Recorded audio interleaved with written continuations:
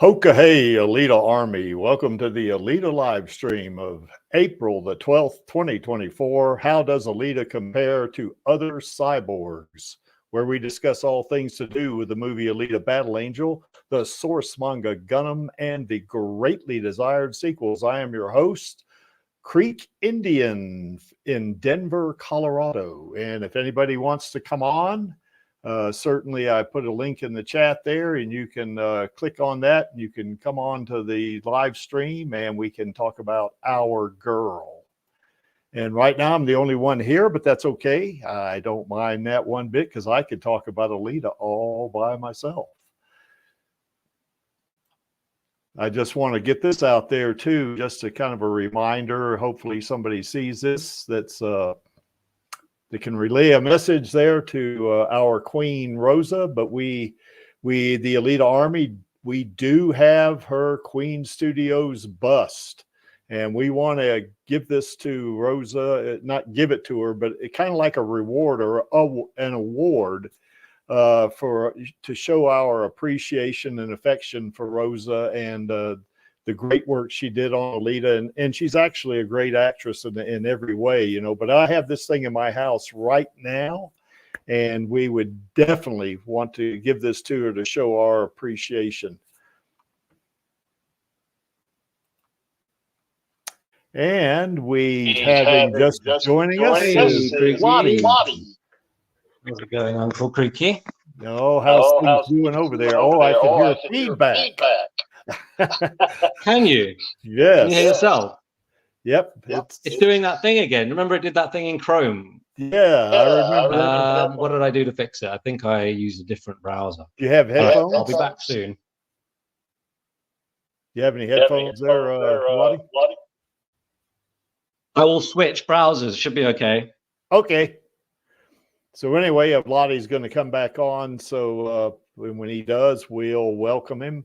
And looks like Avronaut, Scott Avronaut. It's good to see you in the chat. And I see Smendrick is out there in the chat. Scott to you as well, Smendrick. Badman, hello, Badman. And Bonsoir, David Alexandra from France. So it's good to see you guys out there, you know, and hopefully our efforts won't be in vain. We're going to get that sequel, that's for sure.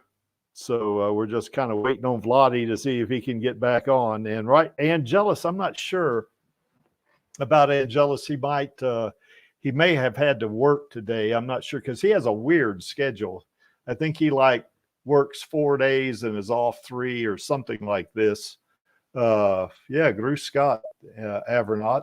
That's kind of what they say in Bavaria, I think. So there's Vladi.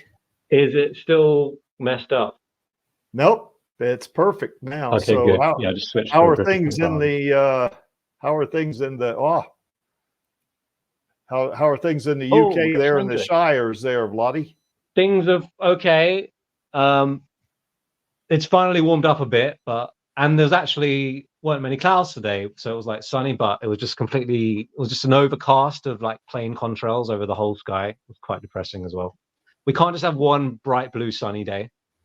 Cool. It just doesn't happen here. Yep. And Haloshin, Spendrick 19. Hello, everyone out there. Hello, Creaky. Hello, Vladi. Hey, Spendrick. So it's good having you guys on. That's for sure. I miss you on X, Spendrick. Rodriguez liked my tweet. On X. Don't want me any longer. We can't hear you, I think. X doesn't want you, Smendrick? Yeah. Can you hear Schmendrick? Huh? Yeah. Yeah, I can't hear him. He kicked me out.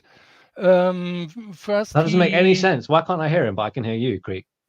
Oh, he's talking right now. So, and if you can't hear him, I hear him perfectly. So that's weird. Taste, Vladi. Do you hear me? Can people on the stream hear him? Yeah, he can't hear you, Smendrick. Yeah, Smendrick just said, "Hi, Vladi, can you hear me?" No, I can't hear. I can just see his thing flashing. That way it makes no sense. Why wouldn't I be able to hear him? I have no idea there, Vladi. Is anyone in the chat? Close, if they can hear him as well. Vladi or Creaky, tell him I got to fix this. can't be having not being able to hear the normal browser window and just use the live stream StreamYard window. God. Okay, sorry, I can hear you now. Okay, cool. Okay. What was the matter? Well, anyway, Smendrick is from Deutschland or Germany, whichever you want to say. And how's it going over there in Deutschland, Smendrick? Oh, here it's very sunny, not really warm, but it's getting more and more summer. It's suddenly got up to like 18 degrees the last couple of days. Yeah, it's not really warm, but it's okay. Better than too hot. We had 1 or 2 hot days here, very extreme. And then it turns back to normal. Hey, guys, it's April. It's not May. It's not June. Yeah, not quite. And from Fountain, Colorado, we have Lee. How's it going, Lee? Hey, going pretty good. Hi, Lee. Hey, Lee. So anyway, we were just talking about the temperature going up. I guess it's about, I guess it's like 20, maybe 22 degrees Celsius here, which is about 65 to 70 degrees, something like that, I think. So Fahrenheit, that would be. So I see Kabaj is out there from the Czech Republic. Hello, Kabaj. It's good to see you out there, man. Hey, Kuba. Okay, well, moving right along before we get to the main topic, we still got the Alita sequel petition going there. And as you can see, we've added some more. I think we added 8 this week, 8 or 10. I have to go back and look at it every time. But yeah, we're still plugging along with this thing. So it's going, you know. So if you haven't signed the petition, click on that link. There'll be the link is down in the description below the screen here. So you can definitely click on that and sign it. It's not there's nothing intimidating about it. You just put your name in there, and it adds up. It kind of adds up the tally there. So, you know, just to do that so we can let Disney know that, and just keep reminding the Disney that we want a sequel.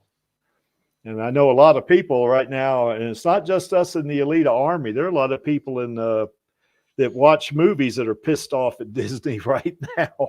Because I know I've been watching Mr. H reviews, and you know, they get on there, and there's some folks that are really, really upset with Disney. So the anger against Disney is like crazy, but they don't seem to want to change. Yeah, exactly. So yeah, I you know, hopefully they'll get out of their funk here pretty soon. I guess they got CinemaCon coming up. No, they had that already. Yeah, that's going to be in August, isn't it, Blondie? You mean your Disney 23's in August? That's what you mean. You said CinemaCon. They just had CinemaCon. CinemaCon's already passed, right? Yeah, and that was nothing. They just literally just did trailers and clips for movies that are out this year for the shill journalists there to shill for them. Well, that stinks. So so anyway, we got, I guess Disney 23 is coming up in August. That's what it is. So we're going to fly a plane. We're probably going to fly the plane around there. We should, yeah. Yeah, we're going to have another meeting just to make sure everybody agrees, you know, because if we don't fly the plane, we're going to put the money that we got refunded into the Hero Arm campaign. Yeah. And from down under, down there in Brisbane, Vegas, you know, down in Queensland, Australia. How's it going? Good day there, mate. Angelus. Shill this, shill that. Jeez. Someone's a negative Nancy. Negative I'm just Nancy. Playing with you, blood. Yes. I love you. Love your work. Now I can't hear Angelus. What is going on? Testing. Yeah, we can hear you, Angelus. Can you hear us? It's just me. We had some problems today. Well, I heard Bloody say something about journalists and whatnot. Well, we were just talking about, you know, we were talking about how we want Disney to remind Disney rather that we want that sequel. Actually, we want the sequels, not sequel. And we were just talking about how folks are kind of, not just the Alita Army, but a lot of other folks are pissed off at Disney right now. So, you know. Yeah, it seems they don't listen to us. Or are we muted in any way? Are we blacklisted or what's going on? I don't know, man. Rodriguez saw some of the tweets, apparently. Yeah, he's given us, you know, he was nice to like my tweet, and he posted the fan art as well, which was cool. Just totally okay. Yeah, I tried to play that, but you were muted, so I couldn't tell if you could hear me. Yeah, he liked my tweet where I was posting about how I saw Alita for the last time on the first cinema run, and yeah, he liked it, which was nice. Lifted my spirits somewhat. I think he saw me ranting constantly on Twitter. And he was like, oh, "Okay, this." I think everybody sees you ranting on Twitter there. What I don't understand, they blacklisted me for a few months, and then they sent me a warning. But Floody can do everything. He can rant it. He can make noise. I don't get it. I don't know. Y'all hold up just a second. Let me welcome Channel from Poland. How's it going, Channel? Or one of our Alita Army princesses. Hi. Yeah. Sure, she loved that. Yes. How are things in Poland there, Channel? Fine. I probably won't be talking too much because I'm not supposed to be loud this night.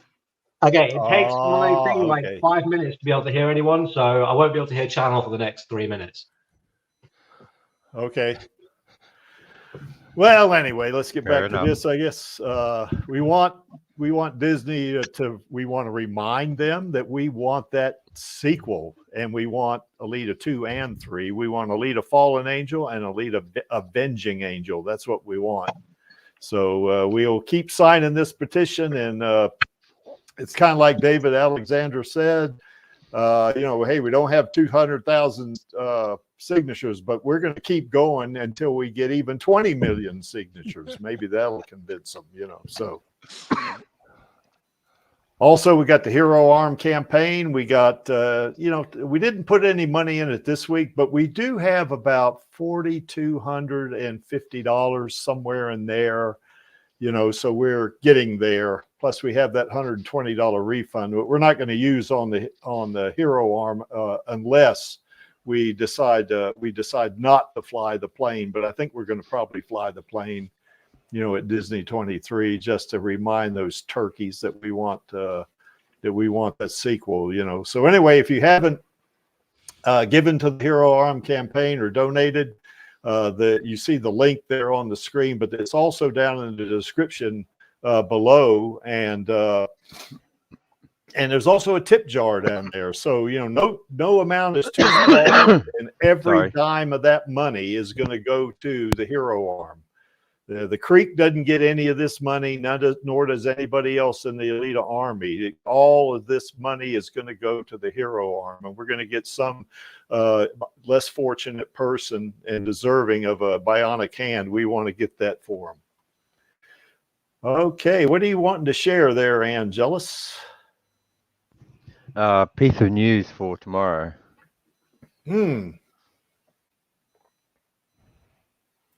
Exactly 5 years ago. Yes. Nice. Yeah, the Creek wish he had been in the Alita Army 5 years ago. Yeah. On my Amazon Photos app, it just shows you it shows you memories, and it puts 2019. This was what happened 5 years ago, and it just showed me. I was like, oh my god, literally 5 years ago, I was inside the cinema right now, and I think Alita was chasing Hugo up the supply tube at this precise moment 5 years ago. Yes, indeed. And it was the last showing ever in the UK. Well, and you have a reaction by Rob Rod? If you want to look at my quote tweet on that. Engagement. Is there no quotes? Vladdy, they didn't re-release. Oh, I did a screenshot. Well, Vladdy, they didn't do a re-release in 2020 October? Not for the UK, Creek. Damn. Tell me about it. Oh, nice. I got nothing for all that effort. Yeah. He never reacted on me. What is this? It's really random. I did not expect it. What is this about Robert Rodriguez you're wanting to show us here? He's looking at the likes on my tweet about the 5-year anniversary. Yes. Engagement, likes. You got to catch Creaky up sometimes. There's Creaky. There's me. Yep. Yeah, we don't care about those two. The man himself. Lovely. Well, that's true. And he also liked a fan art, and he posted that on Instagram on his stories. So he's got Alita on the mind tonight. I've no idea why. Need to re-show that tomorrow. Also, Angel. Yeah. Oh, I can't do it on the PC. I do have the Instagram app, which is weird, but anyway. Why aren't you logged in on PC, man? I might do that now and then reshare it again in a second, but yeah. Trying to remember your password. Okay. All right. But yeah, why do you think Rodriguez is doing Alita stuff tonight? He literally never likes Alita things. Oh, I wouldn't say that, Vladdy. I think he likes Alita things. No, I mean literally hits the like button. He's not done it for a while. Oh, I see. He hadn't responded on social media, you mean? No. Yeah. Don't mean he doesn't like Alita stuff. Well, he loves Alita stuff, I'm so sure. Yeah. Yeah. Oh, I know why he shared that. He was tagged in that fan art. That's why he shared that. Then Mr. Rodriguez come to the stream here. If you hear I don't think he's going to do that. I joked that he was coming on for a chat. It was saying, now, Vladdy, calm down. We're gonna Yeah. get the sequels. Well, Stop Yeah, going yeah. crazy on Twitter. the only reason why I Stop hope making weird. Stop making weird Disney memes.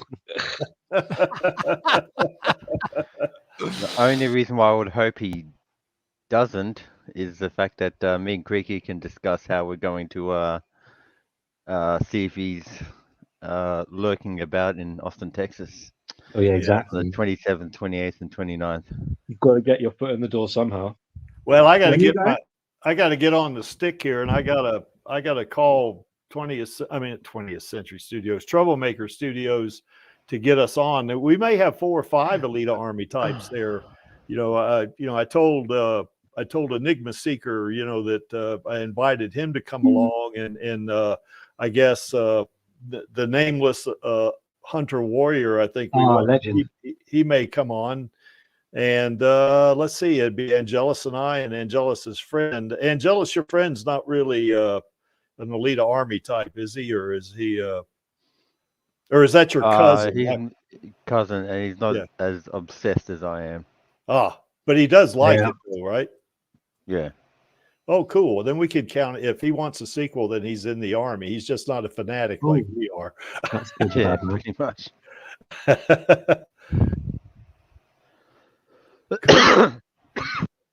There's some on the Kindle. You could get Alita Battle Angel Alita. That is the manga. That's cool. Yeah. All right. Oh, got it. And they're on sale on Amazon. Yep, that's right.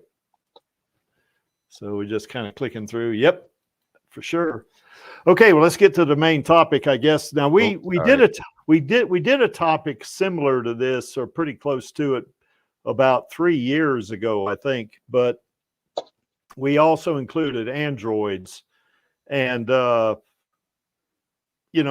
think I wanted to revisit it because I want to go in more depth as opposed to just looking at pictures, So, and here are the cyborgs that I have picked. Now, there's a whole bunch of cyborgs, and we're going to talk about a few of them after we get through this list right here.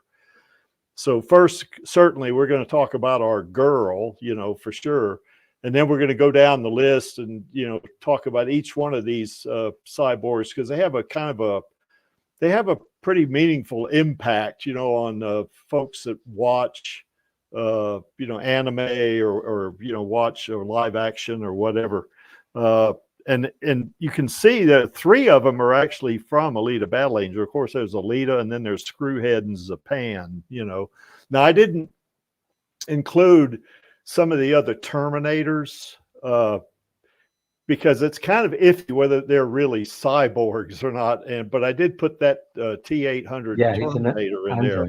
I think they're more like androids that have human skin on them. But, I guess technically, they're kind of cyborgs. At least in the movie, they're referred to as a cyborg. But to me, a cyborg would not have a computer chip or a CPU, but who knows? We'll talk about him anyway. But it's just going to be the T-800, the Arnold Schwarzenegger cyborg. And of course, Master Chief is, whether he's a cyborg or not, I guess technically he is, because he does have some enhanced, kind of a system, type of, some system enhancements, that is. And he's from certainly the Halo universe, but we're going to get to him as well. So anyway, just moving right along here with Alita, and you guys have seen this. I haven't shown this slide for quite a while, but as we know, Alita certainly has superhuman strength. We know that, particularly in her Imaginos body, but she's pretty strong, in terms of just she's just orders of magnitude stronger than humans. And then of course her Imaginos body is orders of magnitude stronger than the Berserker body. And she certainly is very resilient or durable, because she has a self-healing factor that is kind of unconscious, because she has those nanites in her, and when she gets injured, those nanites will repair her, you know, automatically. It's not a kind of a thing where she has to take a screwdriver or a pair of pliers and you know, kind of repair herself. You know, it's done automatically for her.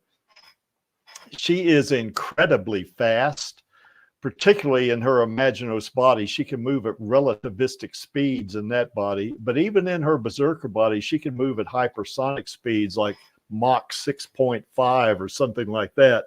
Now, even though that's pretty fast, relativistic speed is millions of times faster than that, which means that she has to have crazy, crazy fast reflexes. If you're going to move, particularly at relativistic speeds, if you don't have super duper fast reflexes, you're going to be running through buildings and trees and cars and stuff like that, you know. So you would have to have those reflexes and the ability to react, you know, so quickly so you wouldn't run into stuff. And of course, being a cyborg, she has incredible stamina. She can basically, she can run until one of her legs falls off, you know, basically, which probably wouldn't happen because the nanobots that are in her body would repair her legs while she was running. So it comes to the point whether she has enough energy to run, and that might slow her down. But since she has that antimatter microreactor heart that could power Iron City for years, then who knows how long she can run. She may be able to just run for years or decades without stopping, except maybe to eat. You know, she might do that. So, but anyway, she's extremely old. She's over 300 years old. Even though she's in the movie, she's kind of a teenager, you know, but in reality, in terms of chronological age, she's over 300 years old. Now her biological age. But that. Yeah. Go ahead. The 300-year-old like calendar with like however their Aang is technically 100. Yeah. Because none of those years were spent in any type of. None of those 200 years or 300 years in the movie version were spent either forming any memories or any skills or really impacting her in any way than accumulating some damage. Yeah. It's somewhat unfair to count them. Well, the thing, she was then it was undone by the healing factor anyway. Yeah, well, she was in stasis, wasn't she? You know, and probably the nanites were keeping her core going to some degree as well. Yeah, she was unconscious, wasn't she, that whole time? So it's almost like being in suspended animation, I guess. So yeah, I guess chronologically she's 300 years old, but really her experience is that of a teenager. So yeah, you're absolutely right about that. Or if you're looking at the bigger part of the series, like if we're looking at the movie or the manga right now. Well, we can talk about both. It doesn't matter which. You know, if it's the manga, it's going to be 200 years old, isn't it? Because I think it's off. Yeah, and in the manga, the 17 makes sense for the movie, but for the manga, the big longest story is Last Order, and she's like 30 in that one. Yeah, for the second half.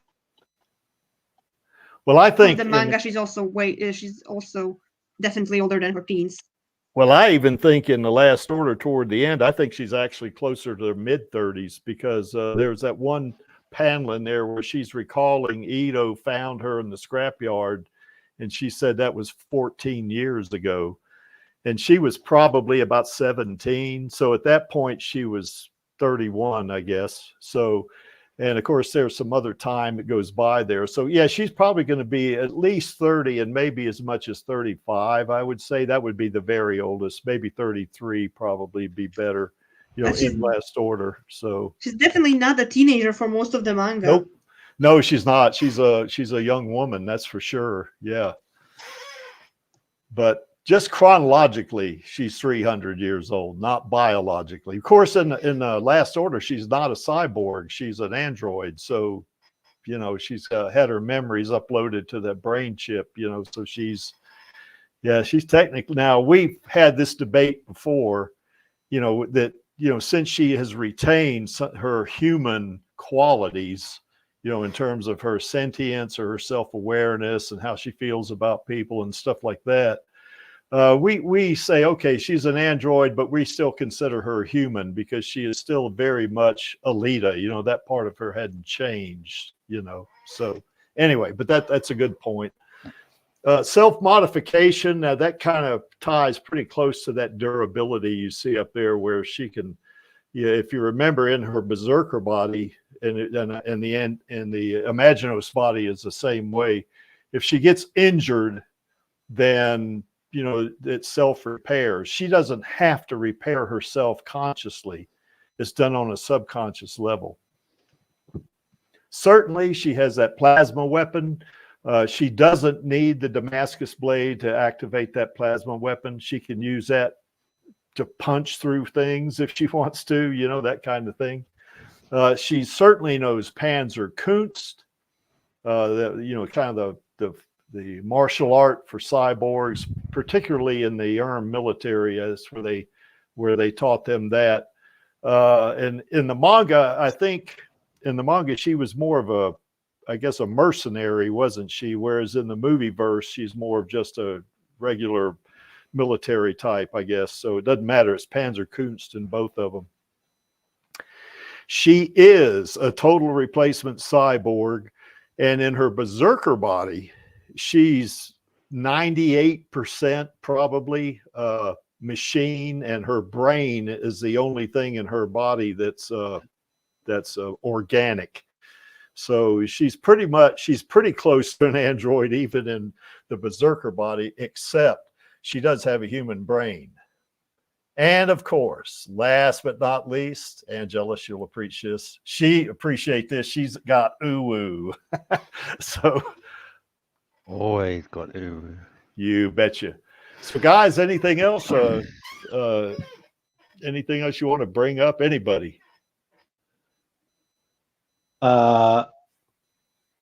If she's got, how can she be close to Android? I feel like you're just well, that's she's a human with a prosthetic body. If she's still got a human, yeah, that's right. That's semantics, I guess. Yeah, she's not an android for sure. Now she is an android. She's got a brain chip in the manga. I'm like, yeah, don't do that to my girl. Well, in Last Order, she does have a brain chip. She's not. Exactly, that's what I'm saying. Yeah, she's not a cyborg there. Although I got it up on the screen there. So, but anyway, I think well, for me anyway, I view the definition or difference, if you will, between the two is one was born or created, however you want to approach it, as a human being first, and the other one was created as a robot first. Yeah, and then if you add opposite, what's the word I'm looking for? Like details, aspects. Yeah, but by that logic, is Alita how would you count Alita considering her Mars Chronicle backstory is Yeah. Well, she is a I guess a cyborg in Mars Chronicles. If you look at the movie backstory, she was born as a human, you know, so and then became a cyborg. Mars Chronicles, she's like, you know, essentially human. Yeah. In the context that she came from, well, you know where. Yeah. How is that essentially human? Well, you mean I mean, her mother, so to speak, was definitely human. She came from the flesh and blood of a human. Yeah, her DNA, I guess, and it might. Well, we don't want to give away too much in Mars. Yeah, you don't want to give away too much on the Mars Chronicle here, but you know, I would say the DNA was. What's a good word? What's the word I'm looking for? I guess was bastardized to the point to what her origin, what it was, which was really strange first time I saw it. But you know, I guess I don't know. It's hard to say. You know, it would be like, well, you know, like if you have a tumor as an example, that's human tissue. It's just human tissue that's gone awry. You know, that kind of thing. So. But anyways, don't give away too much.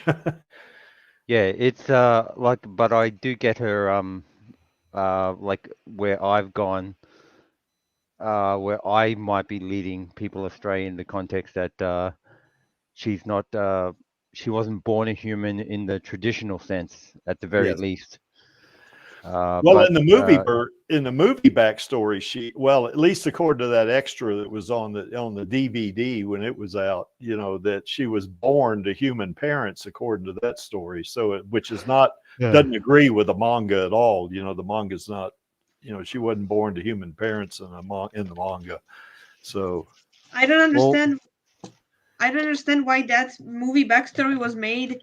It's not necessarily understanding the movie. It's not part of the movie itself. It's in an extra. It's not necessary. They could have put her military backstory in the extra without stating the part of she used to be normal, because that's, I mean, aside from being a brief sub moment of war destroys children, it doesn't really contribute anything except for maybe being a cameo of her manga name to set up that someone's gonna use that name in the next movie, I guess. But that could have been done without retconning her backstory into something more normal.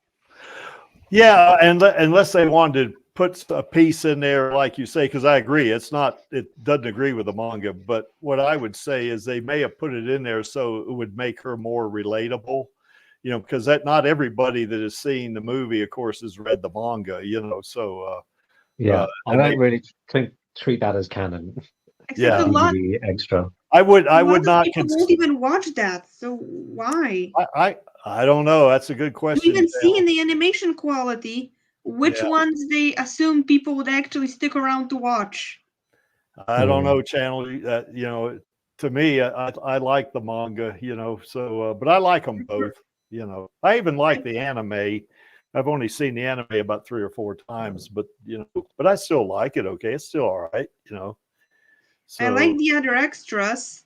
Yeah, I never knew I would be getting a biology lesson from Japan, but I don't regret it. I like the other extras. It's just that the random. By the way, we were retconning Alita's backstory in the most random and barely questionably canon place we could think of. Really questionable, all that. Why'd you do that? The I don't know, explain how Cyborg and forget about it. Like pretend it doesn't exist.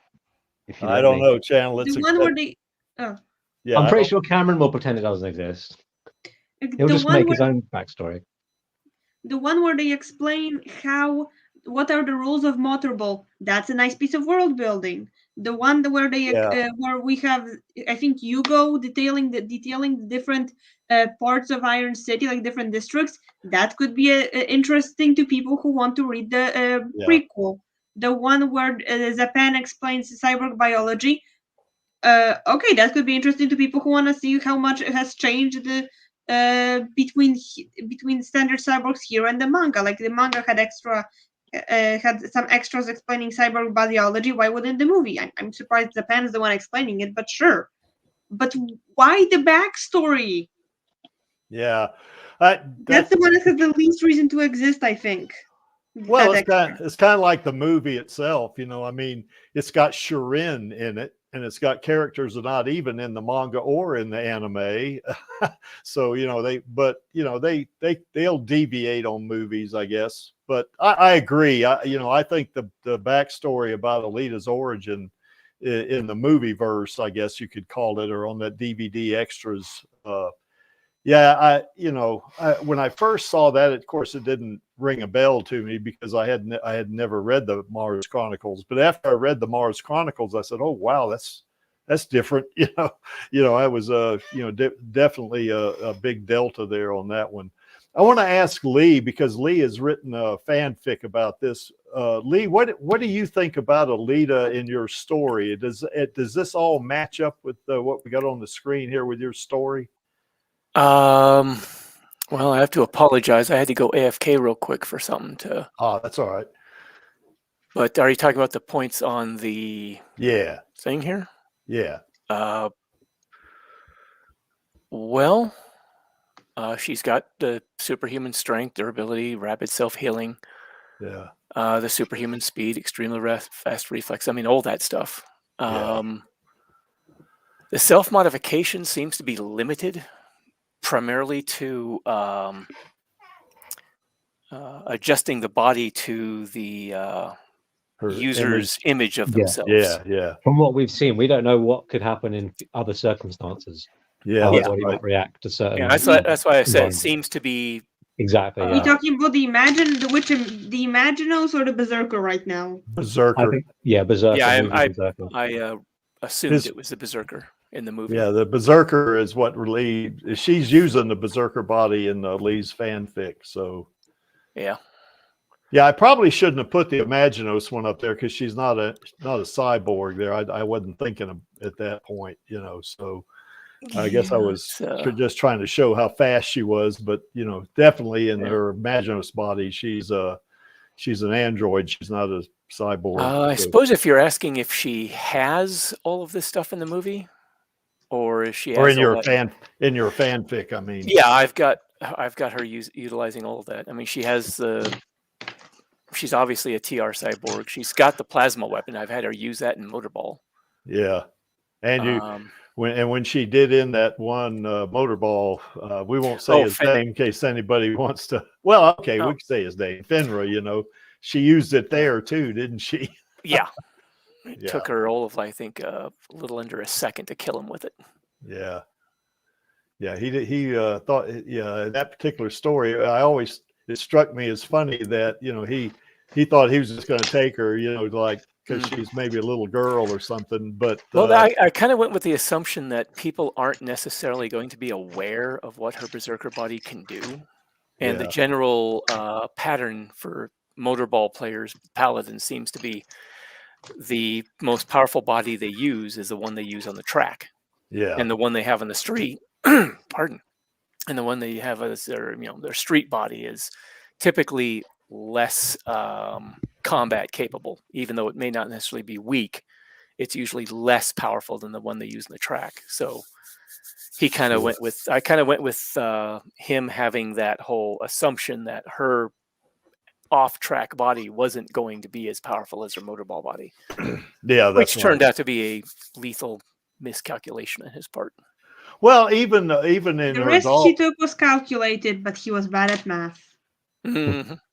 Well, even in her doll body and in her Motorball body, she's a cyborg in those too. So I guess it would have been more appropriate for me, instead of having the Imaginos thing up there, to at least mention the doll body and the Motorball body. Yeah.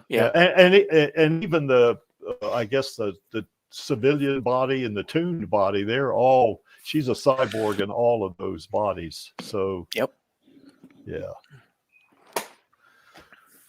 Yep, but she's a 98% or 99%.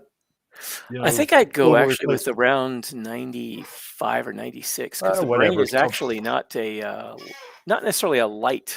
No, it's not. Organ. It's the pretty brain's good, about about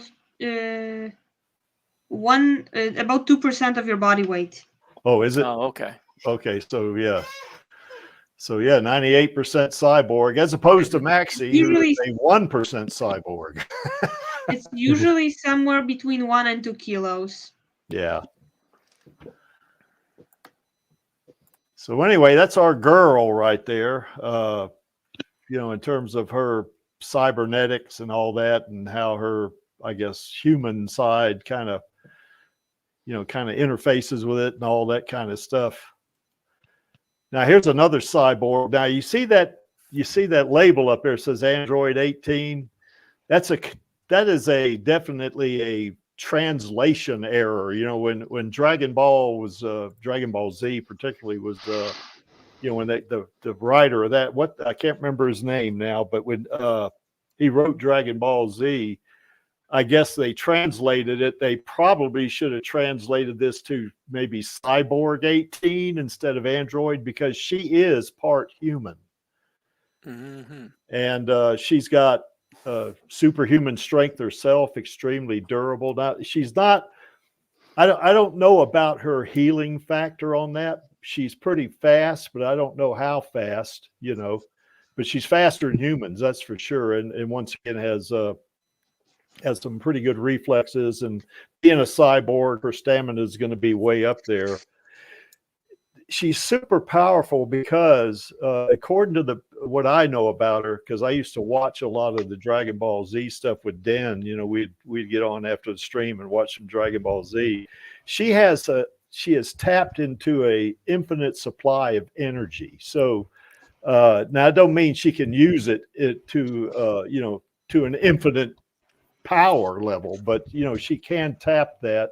So who knows how long she can go. If she was chasing you, you wouldn't be able to get away from her. You know, I mean, because she would run you down. Even if it took her 20 years to run you down, she would run you down if you could run 20 years straight, because she would never get tired. That'd be like Alita. You know, Alita may stop to eat, but she's not going to get tired like you would think being tired like a human would be.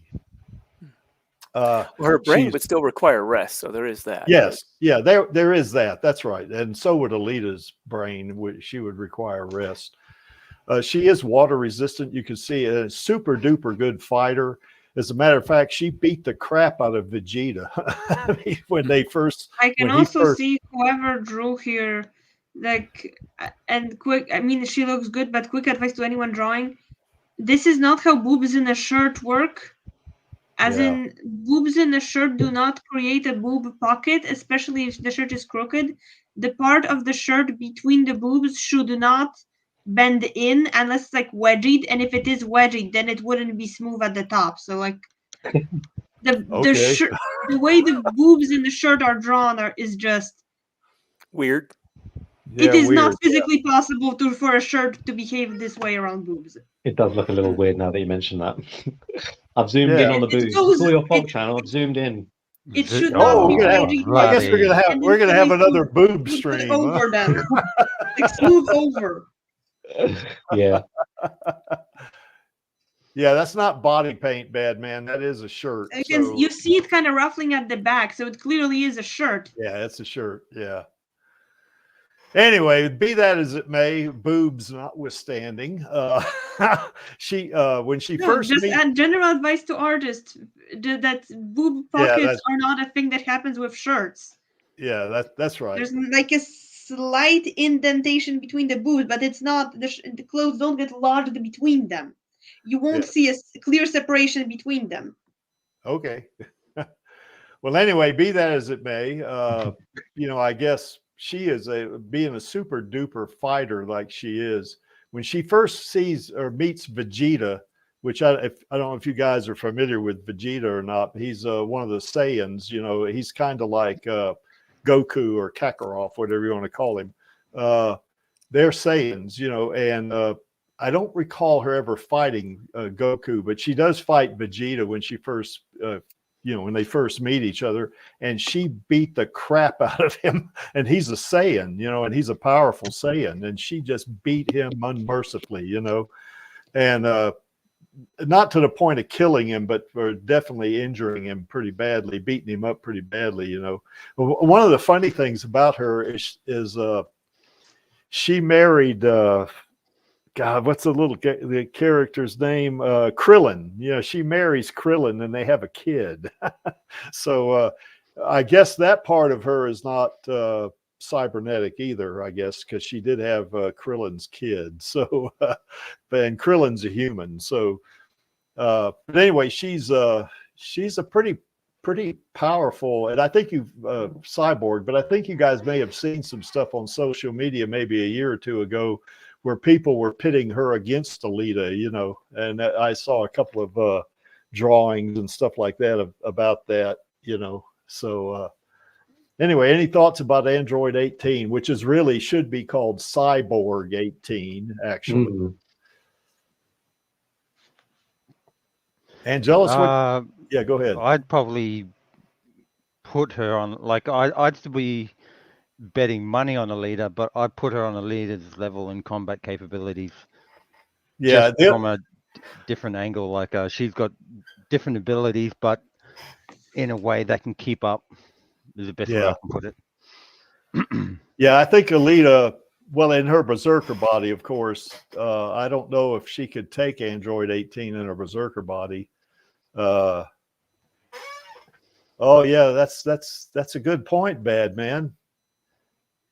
Yeah, I guess they did have their numbers on their foreheads, didn't they? Or did they? I don't recall. The ARs did have their The ARs had, I guess that's right. But anyway, one thing or about GRs if you're reading the other translation.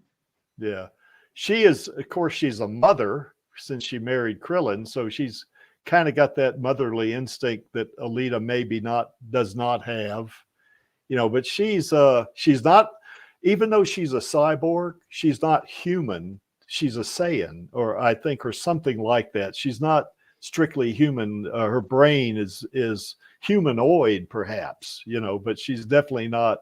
That part of her is not human. It's more humanoid or Saiyan than it is, you know, anything else. So, does anybody know anything about Android 18 you want to bring up? I've seen a few of the DBZ movies, like the recent ones, and she didn't do all that much in them, so not really. Yeah. Well, she's, you know, just out of curiosity, I looked her up on the wiki, and apparently she was an ordinary human at one point. Oh, was she? Okay. No, At least according to this, anyway. Well, I stand corrected then. That's okay. You know. Okay. Well, anyway, she's pretty potent, you know, and like I say, she's a mother, so she's got a little bit more of that, you know, caring instinct. I remember Den, Angelus and I used to, you know, tease Den that we'd say that Alita was a better waifu than Android 18. But in reality, who knows, you know, because, you know, now waifu, of course, is different than uwu. You know, I mean, certainly you can have, a waifu would have uwu, but waifu would also include something like being a mother figure, or, you know, protecting others, which Alita does do that. But she would definitely have that on Alita, you know, in terms of her personality, I guess, or her characteristics in that regard. She would be just as determined and persevere, just like Alita would, though. So they're pretty similar in some ways. Now, she doesn't have a plasma weapon like Alita does, but she can tap that infinite supply of energy. So she's, you know, she wouldn't be somebody you'd want to mess around with in terms of, you know, getting on their bad side, you know. Any other thoughts about this one? No, I like her, like, kind of bossy, motherly attitude. Yes, yeah. Well, you know, Alita, I guess, would have a motherly attitude. I guess if she, you know, with Figure 4, I guess, toward the end of the Last Order, the human Alita, that would be the Alita that would have the memories up to the baby bomb, you know. I think she would probably be motherly. That'd be my take on it. You know, the android Alita or Imaginos Alita probably would too, but she's not human, you know. So I mean, who knows? Even in the movie, she kind of had, I don't know, the way she cared for like Ido and Hugo. You can tell just she'd look at her kids in the same sort of way. Yeah, I think so. Yeah, and the way she was with that little dog too, that little stray, exactly. You know. Yeah, I don't think see what's in the movie as motherly. Like, she's definitely devoted to family, and that could translate to being very motherly. Yeah, but that's what I mean, really. From what we've seen, it doesn't really look motherly. Just familiar with Ido and being and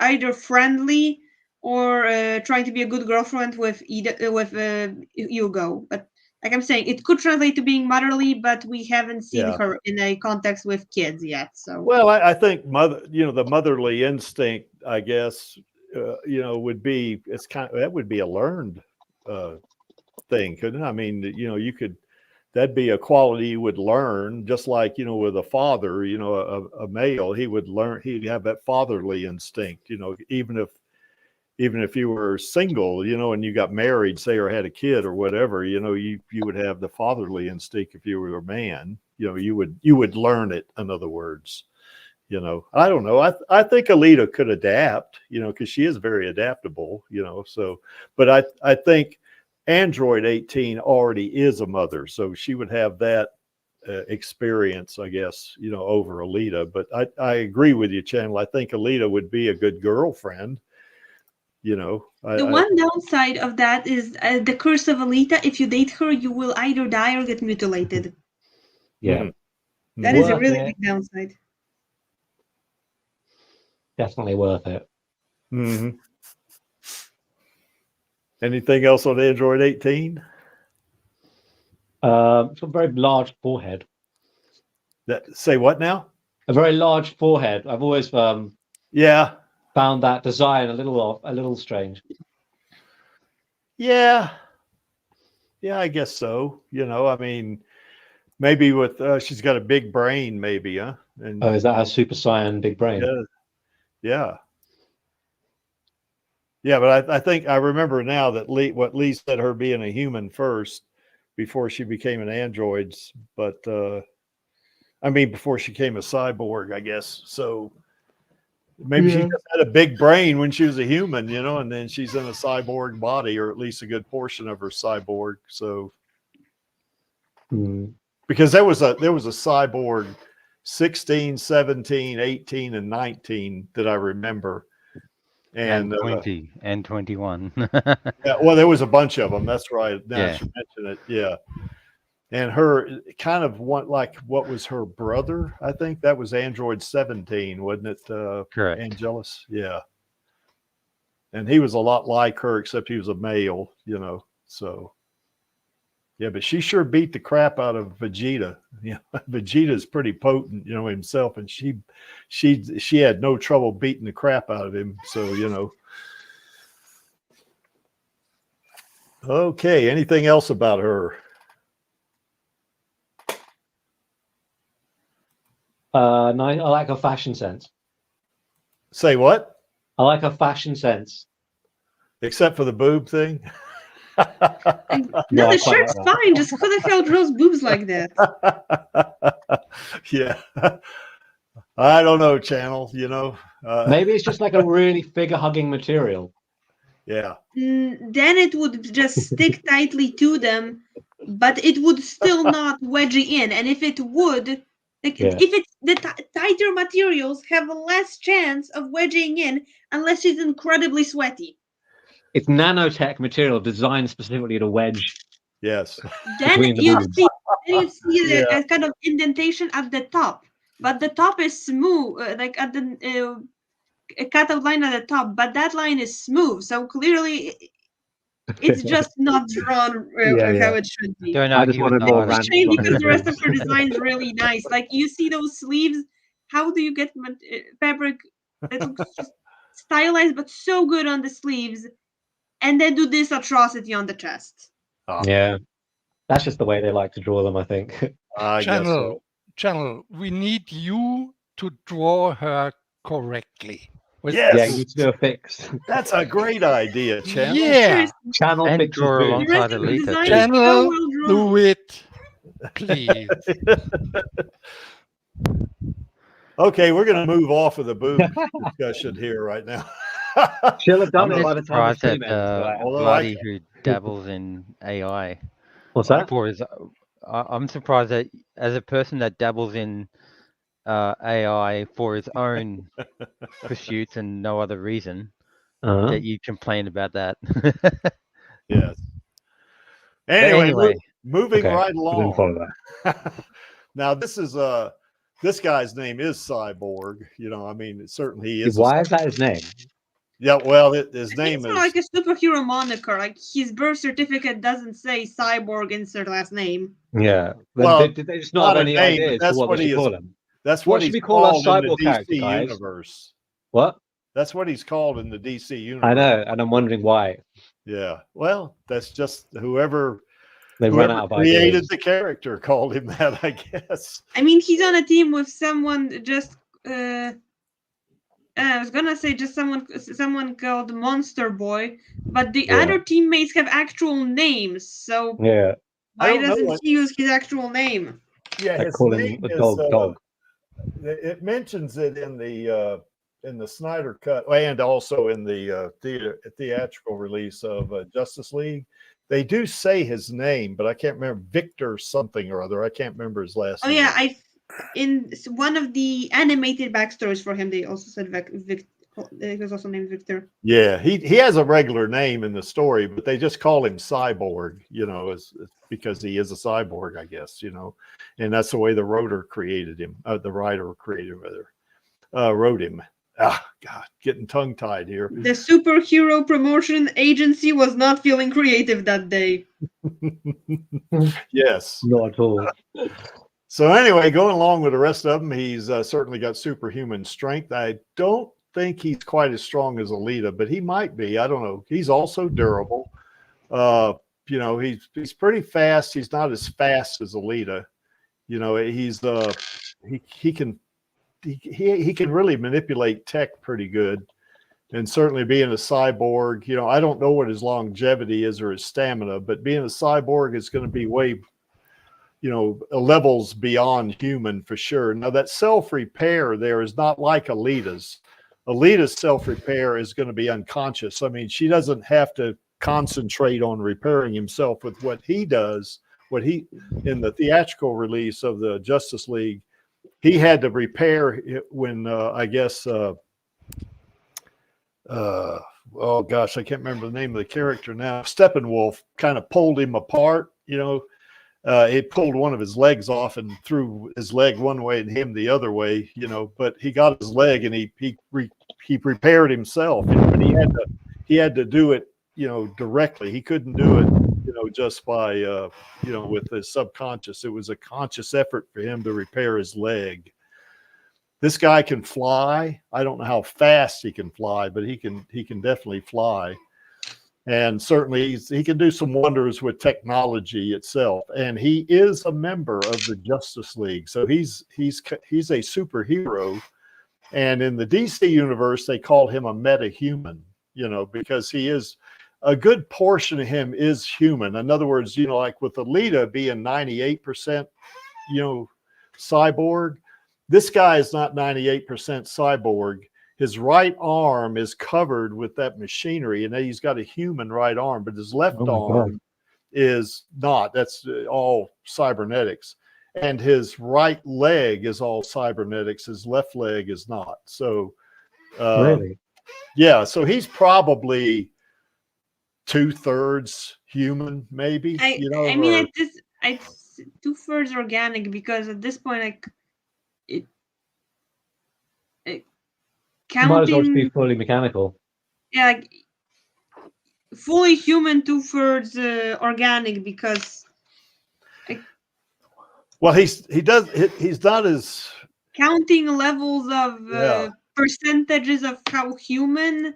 Yeah, feels weird. Like you're counting how much biomass. So organic feels like how much biomass. Yeah, he's got more biomass. That's good channel. Yeah, he's got more biomass than Alita does. But since he's over 50%, I guess you could say he's a total replacement cyborg. I guess No. Well, I know among Indians, if you got over 50% Indian blood, they consider you full blood. So.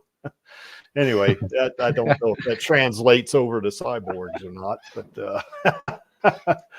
but he does have a plasma weapon too. I didn't have that. Now he can shoot like a plasma cannon, is what he has.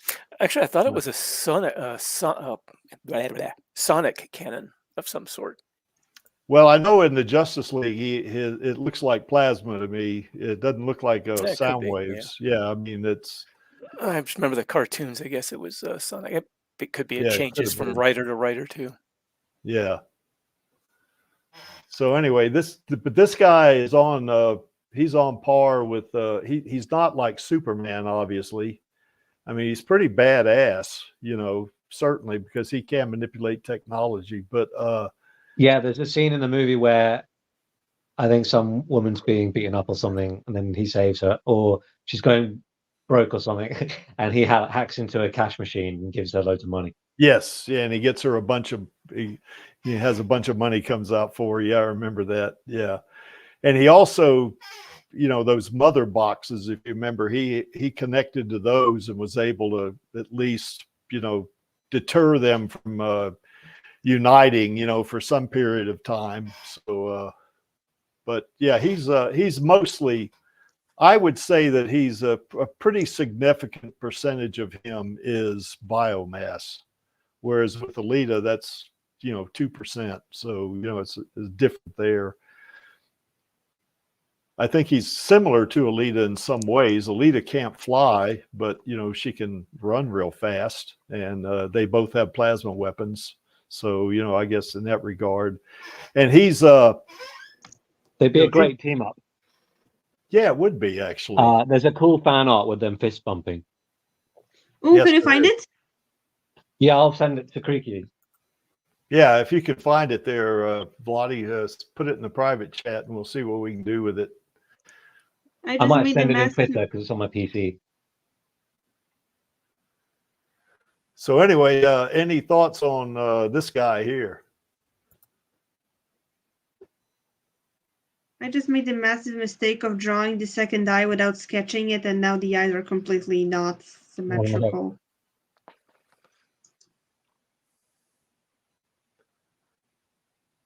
So this guy here is definitely a superhero for sure.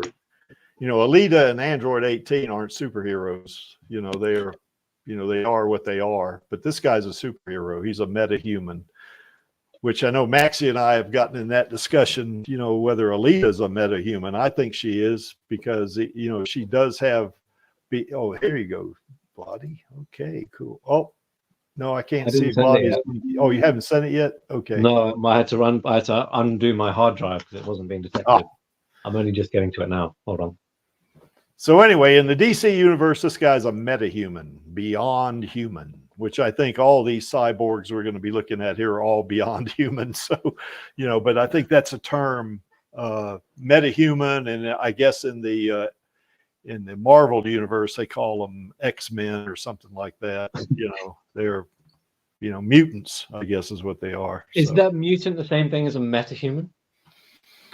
Mutant is a very specific thing where they've had something done to their DNA, right? Or it could be that they acquired whatever mutation they got naturally. Yeah, but it's not like a cyborg where you've been given this body. Yeah, I think that's right. Mutant I'd send implies the art, some. by the way. Mutant's a difference in the DNA where meta-humans just humanoid plus something. So I could be a mutant, could be a cyborg. I think could be a type of alien. Yes, exactly. Oh, okay. I can't see Vladi's link either. Well, I don't think an alien would be a meta-human. They'd be beyond human, but a meta-human is a human, but they are beyond it in terms of capability, so and even like, now we're getting off topic here, that's okay, but like Superman is considered a meta-human because they consider Kryptonians humans with a superior biology. That's what I had in mind, like human adjacent aliens. Yes. Yeah, that's right. That would work, I think. I can't. Yes, bad man. I still can't see the link. Did you get my Twitter DM? I forgot to pay his union dues. When he gave him his name, I guess they didn't give it. Yes. Did you get my Twitter DM with the cyborg fan art? Oh, you went over to Twitter to do it, you rascal. Yes, because I'm on my tablet on this thing and I have to do it on my PC. See, where are you? There do you need to pay for the check marks to have Twitter DMs? No. Yes, okay. If you couldn't, I bet Elon Musk would like to do that, but people would revolt. Let's take a look at that bad boy. Okay.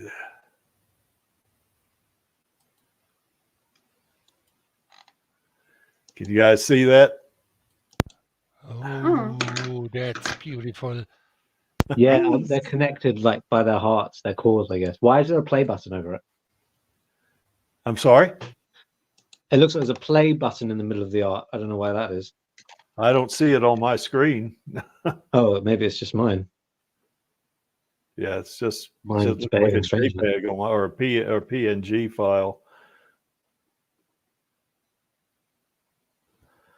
Okay, well, that's wow, that's kind of intimate, isn't it? So yeah, and he doesn't appear to have like his full cyborg body in that. It looks like a his right arm, like I was saying, is human. Yeah, so they've done that lore accurate. Interesting. Yeah. Yeah, he was in a car accident, I think, is why. And his father put him in a cyborg or built a cyborg body that would adapt to his human, the remains of his human body. So, yeah. I need his eye. Yeah, Schmendrick, you need his eye. mhm. That they've got to get the technology going ASAP. Mhm. And then you can watch the Alita sequel in like ultra 4K. Oh, onboard. yeah. Anyway, that's that one, as I guess they would say. Thanks for that, Vladdy.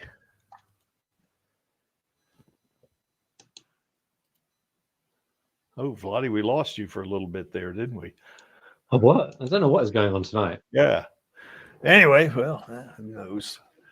So anyway, this guy here, like I say, superhero. So, and he had a pivotal role in the Snyder Cut. He didn't have much of a role in the theatrical release of the Justice League, but he sure had an important role in the Snyder Cut. That's for sure. And I think who was the guy that took over for Snyder when Snyder had that, you know, well, I guess one of his, I can't remember. What's the guy's name? The one who did Buffy and stuff. Yeah, that's right. He didn't like Ray Fisher. This guy's real name is Ray Fisher. He didn't like him for some reason. I don't know why. He seems like a pretty good actor to me, you know, but he didn't like Gal Gadot either. And I don't know why he didn't like Gal Gadot. So, God. Anyway, there it is. Any more thoughts about Cyborg?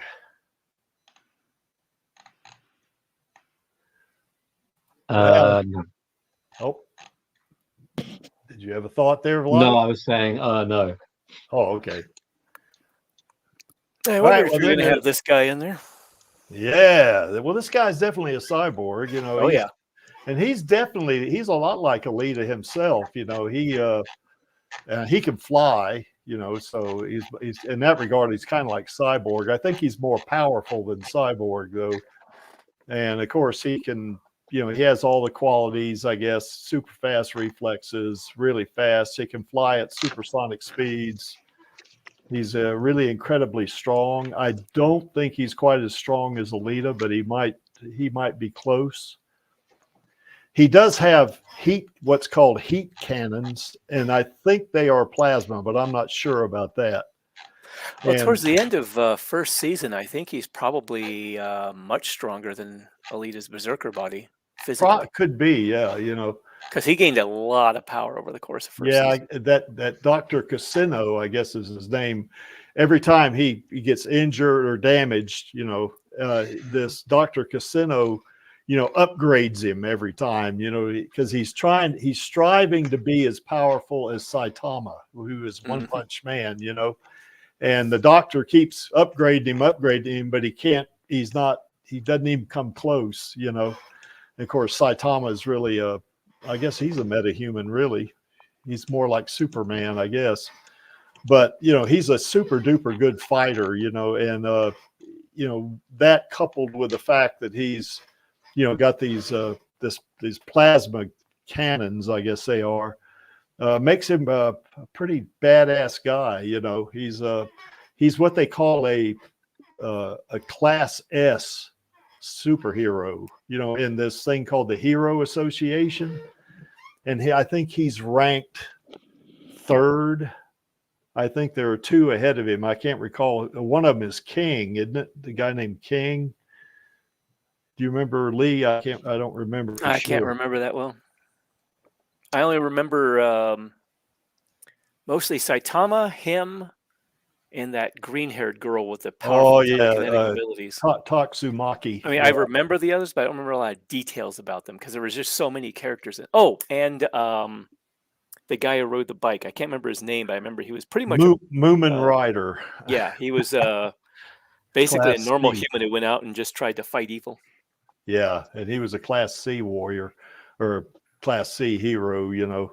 And what happened? The backstory on this one is that they got, you know, it's a country. It's got these cities in it, and these monsters are trying to destroy the cities. So they I guess the corporation or something had formed this group called the Hero Association, in which they had tryouts for people to be heroes and all that.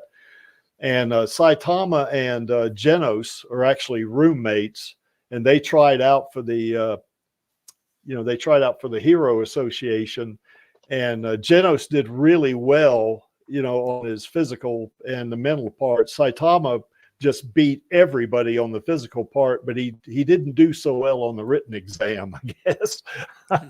And so Saitama he starts out as a Class C hero, but he ends up as the Class B or Class A, I guess. He got up to that high, maybe.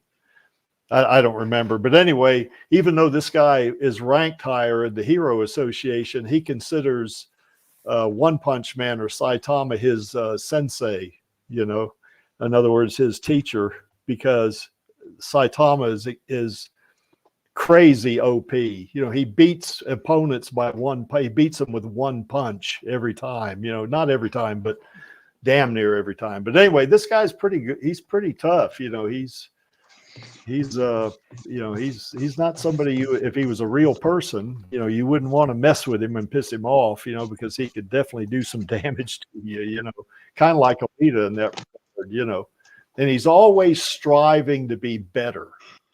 Always, he wants to be more powerful. He wants to have better technique. He just wants to be better at what he does as a hero. Now they don't call them superheroes here. They just call them heroes, but they are superheroes. So any thoughts about that? And by the way, I think there's a matter of fact, I know there is. Let me pull this up real quick here. What? It's a picture of Genos and Alita, I think. Yeah, there it is. Is this it? Yeah, this is it right here. Okay, so let me share that screen and show you that one. It's kind of cute.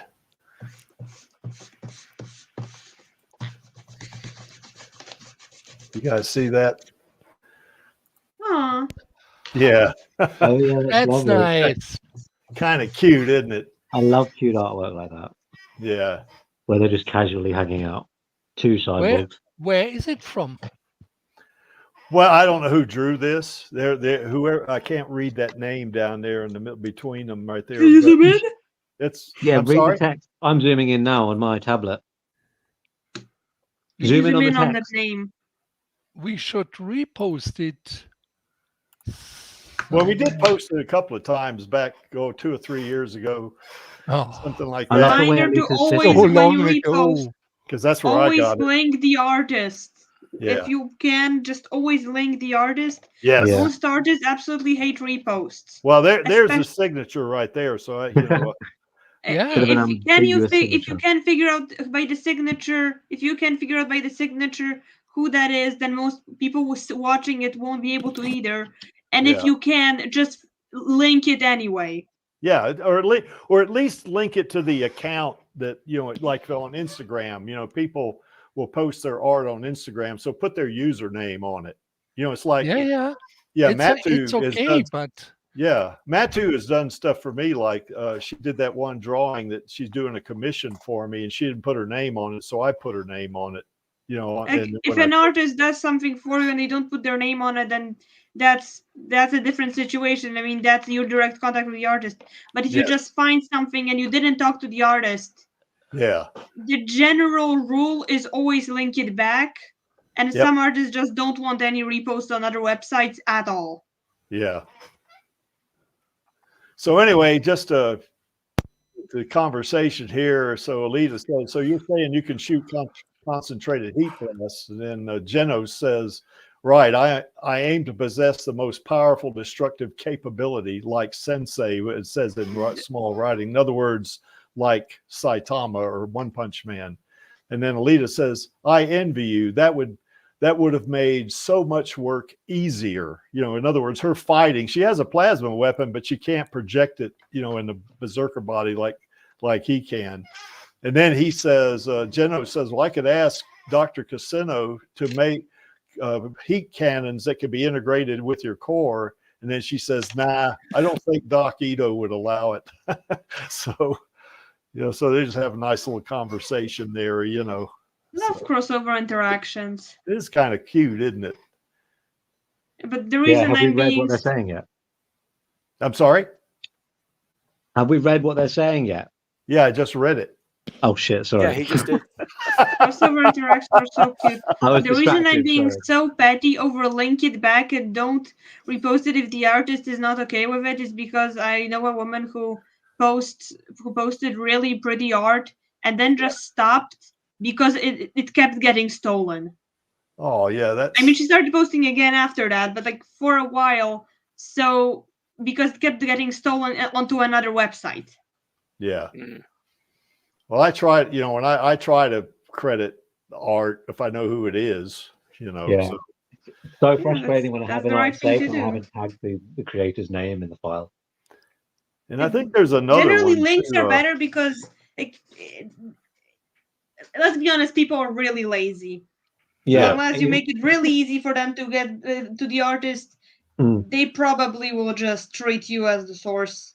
Yeah. Even if I put links, often I'll check like the next day and it got loads of likes. I'm trying to look and it's like 2 extra likes on the actual post. Let me Like, show you. guys, show the artist some love. I'm going to show you another one here. It. I want to show you another one.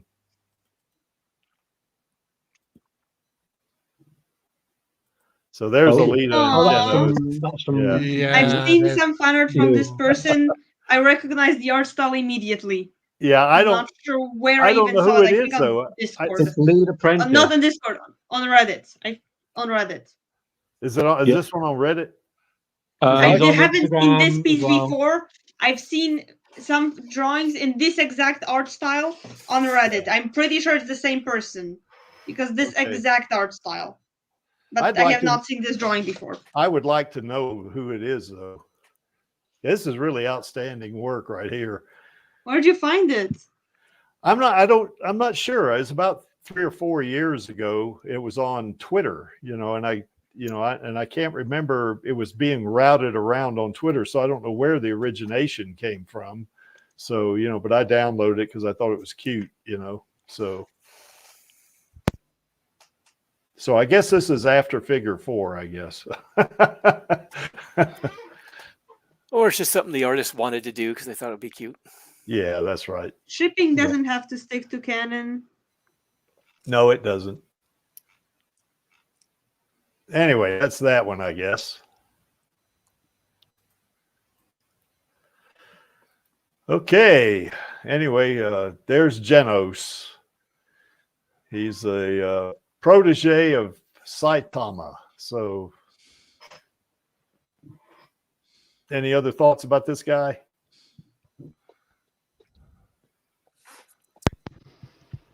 All right, moving on. I'd just love to see him sort of not fight but spar Alita, because they're both trained together. Got I think similar abilities, perhaps used in different ways, but similar abilities. Yeah, similar. I think in her berserker body, she would be hard pressed to beat him in this, especially toward the end of season 1 when Dr. Casino really upgrades him pretty, to be pretty powerful. He's still not close to Saitama, but in her Imaginos body, she's going to take him out pretty fast, I think. But, in a berserker body, I don't know, I mean, I don't think a berserker body has the power level that he does towards the end of season 1. Yeah, her Imaginos body, though, is such a huge leap in power. She'd easily take him out with that. Yeah, I think so. Yeah. Okay. Well, anyway, I like Genos. I think he's pretty cool. I really enjoyed season 1. I haven't watched season 2 yet. I should, I guess. But there was. We'll move on after I tell you the story. One of the early episodes was that there was this creature called the Sea King. I guess it had come up and it was wanting to conquer the land and all, the land dwellers and that kind of stuff. And Genos gets in a fight with this creature, which looks like a really big cross between a dinosaur and the Swamp Thing, sort of. So anyway, Genos and this creature were fighting each other, and they were pretty much fighting each other on even terms. And then this sea creature character, Sea King, Genos is trying to rescue these people that are in this dome. They're hiding from this creature, and he breaks into it, and they fight. And he's trying to save the people. And this Sea King spits this acid at this little girl, and Genos, gets in between the acid and the little girl, and the acid kind of eats him up, pretty bad, almost kills him. And then, of course, Saitama shows up, and, the sea creature, punches Saitama, and it has no effect on him whatsoever. And then Saitama punches him one time, and he literally almost just explodes. So, in between all that, too, there were some other heroes that engaged the Sea King. Yeah. What I kind of liked about it, or thought was noteworthy about that episode, was the public that watched the fight. Was starting to sort of disregard the sacrifice the other heroes had made. Yes. In trying to fight him, and we're all bowing down kind of towards Saitama. And Saitama went and basically wrecked his own reputation. Yeah. In order to put the glory back on the heroes that had actually sacrificed so much to defeat him. Yeah, that's right. And that Sea King also had a fight with a character called Purdy Prisoner. Oh God! And they were pretty even, except I guess eventually he got beat up as well. And there was a couple of others too. And there are some really whacked out superhumans. Yeah, they are. They're really crazy. It's really kind of entertaining though to watch this. But anyway, moving right along. Okay, this guy right here, I guess technically you could say he's a cyborg because he does have some enhancements. Actually, I don't think it's even technically. I think they have to put enhancements in them. Yes. So they can safely use that power armor. Yeah, that's right. But he's not like a total replacement cyborg. No, he's got like implants and augmentations to his body. Yeah, it's more like a cyberpunk style augmentations. Yes, they're not necessarily quite as obvious. But more subtle. He's pretty badass, this guy is. So, he beats up on these aliens that are invading Earth, and he's they call him the aliens call him the demon, don't they, or something like that? Yeah, they call him the demon. Yeah, and he's because he just kills them.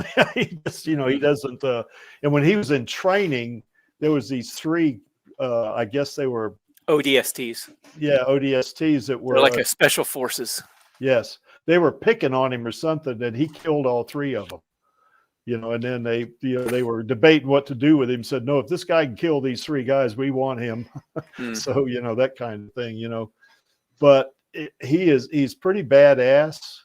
He has a lot of experience in combat, especially as time goes on after he gets out of training and all that. He has a lot of innate I guess abilities in combat too. It's not like he had to learn a lot of stuff, which he did, but he seemed to come natural to him, And so he was trained from childhood to be a soldier. Yeah, in a very real way, he's kind of like in that movie Soldier, the Kurt Russell movie. Yeah, that's one of the things I always think of whenever I hear about the Spartan program. Yeah, that's right. They basically stole children from families and then train them from a very young age to be fighting machines. Yeah, that's right. And he's very much like that. Now in the movie Soldier, of course, Kurt Russell's just a human. He's not, he's not a cyborg. But it's a similar backstory. This guy certainly knows how to use all kind of weapons. And he can adapt and overcome. And they call these guys the kind of soldier he is, of which he's at the pinnacle of it. But they call them Spartans, because they're really badass. Well, it was actually the name of the program that was creating these warriors. It's called the Spartan program. Yes. And they were creating them as a form of super soldier for dealing with all these various threats to the UN, to the what do you call it? well, the Human Empire at the time. I can't remember exactly what it's called, but yeah. What was the name of the aliens that were trying? Well, the aliens actually, I think, showed up after the Spartan program had been implemented. Yeah. And they are called the Covenant, and they're composed of a whole bunch of different races that all got conquered or converted by a race that called themselves the Prophets. Yeah. And it's all basically this big, huge, like, holy war that they're waging on humanity. Yeah. So anyway, this guy's pretty badass. You know, I mean, I never watched. I think I do. There is a movie on this. It's an animated movie, isn't it? Yeah. Well, there's an anthology. I can't remember what it's called offhand, but there's also a Forward Unto Dawn, which is sort of I think it's a fan-made movie, but it very briefly features Master Chief towards the end of it. Yeah. And then there's yeah, that one. Yeah, I think I got that saved on my YouTube channel. So, yeah, but this guy, he's pretty bad. Now, could he take Alita? I don't think so. If she's in her berserker body, yeah, I think he might have a chance. Yeah, I'm not sure how much of a chance, but yeah, because that armor he's got has energy shielding and stuff like that. He has gone out into fights against numerous opponents with highly advanced and very destructive weaponry. Yeah. And the opponents he's gone up against are typically warrior races. Yeah. Who all know are very good at fighting. Yeah. And he's gone up against a very large number of them. But as his partner, the AI Cortana has stated once, one of the reasons she chose him as her partner wasn't because of his fighting ability or his force of will or anything like that. It was because of his luck. Based on what she'd seen of him, he was the luckiest of the Spartans. And considering Alita has, I think, a similar level of luck in a lot of cases, yeah, that could tip the balance one way or the other, or it could lead to some sort of stalemate. Well, you know what they say, luck. What was it now? Well, I know fortune favors the bold. Yeah, that's right. Yeah. Yeah. Now, if she's in her Imaginos body, I don't think it's going to be. It's not even going to be close. But no. But yeah, I guess luck favors a prepared mind or something like that. So, what's like as advanced as Cortana may be, what's her versus two supercomputers working together? I could not even tell you. She's a completely different type of supercomputer than what they've got in the Alitaverse. Yeah. Well, and two, the Imaginos once again is not a cyborg. It's a Alita's an android. Yeah. In that one. So, yeah. Why are we allowed to repeatedly spill the spoiler of Alita being an android in Last Order, but not the spoiler of what her backstory is when that volume's been out for 2 years now? Mm-hmm. Probably longer. Yeah. Everyone who's... I think it's more of to encourage people to read the manga thing. Yeah. Whereas people might not... I don't even know what consoles it's available on. It's probably available on a lot of platforms now that I think about it. Well, this might, Bad Man's got a good point. This might explain a lot of his luck. Yeah. Maybe they think he's lucky, but he. Although, thank you for bringing that up, because that's something me and Creaky can discuss. Yeah. Moving forward when it comes to the live streams, like in the example of, do we put we may talk about spoilers, be aware. Blah blah blah. So it's still a good point to bring up. Thank you. Yeah, I think so. And in a way, it's kind of like Alita, because Alita either gets killed or nearly gets killed several times in the manga, doesn't she? So she gets blown to bits a couple of times, and then comes back. So it's kind of similar in that regard, I guess. Those damn nanobots. That's right. That's Won't let her die. That's called quantum immortality for anyone in chat who doesn't know. I'm pretty sure almost everybody knows, because if you're here, probably a sci-fi nerd, so therefore you do know. For anyone who doesn't, it basically means that if the multiple worlds theory is correct and there's infinite realities, then every event you had even a slight chance of surviving, in some world you survived. Yes. So assuming every thing that can kill you also has even a slight chance of survival, in some world you survive it, therefore and because you don't experience the world where you died, some version of you statistically is immortal. Yeah, I guess there's a theory called the singularity, or the singularity of consciousness, or something like that, where you're in, like you say, Chandler, you're in several universes like that, and it's all a similar consciousness, but under different circumstances in each universe. So anyway, I don't understand all of it, but anyway, that's the theory. So there probably is a creek that's over 600 years old, in some other universe somewhere. Not yet. That was on the assumption that it branches off from where you are currently, because the only you that can still be called you at any given point is one that hasn't branched off far in the past, because that's basically a different person by now, meaning that some version of you more like will be immortal, because everything that was that could have killed you but didn't, some version of you did die from it, and whatever will kill the version of you that's hearing me, some alternative version of you survives this, but because the version of you that's dead won't be experiencing. It also hinges on the assumption that there's no afterlife. So that's a second assumption of this theory, that because you only continue experiencing when you survive, then from your perspective, you are immortal. Yeah.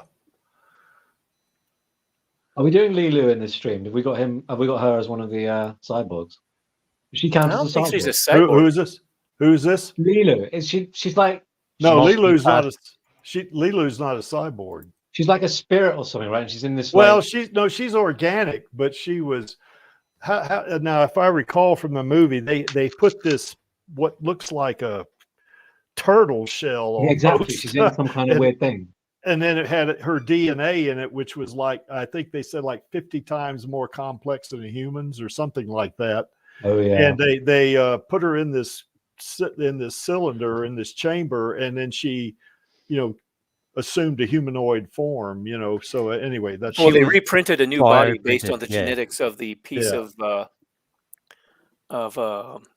material they recovered from a destroyed ship. Yes. Or the The thing that they put in there was actually a hand holding onto a lever.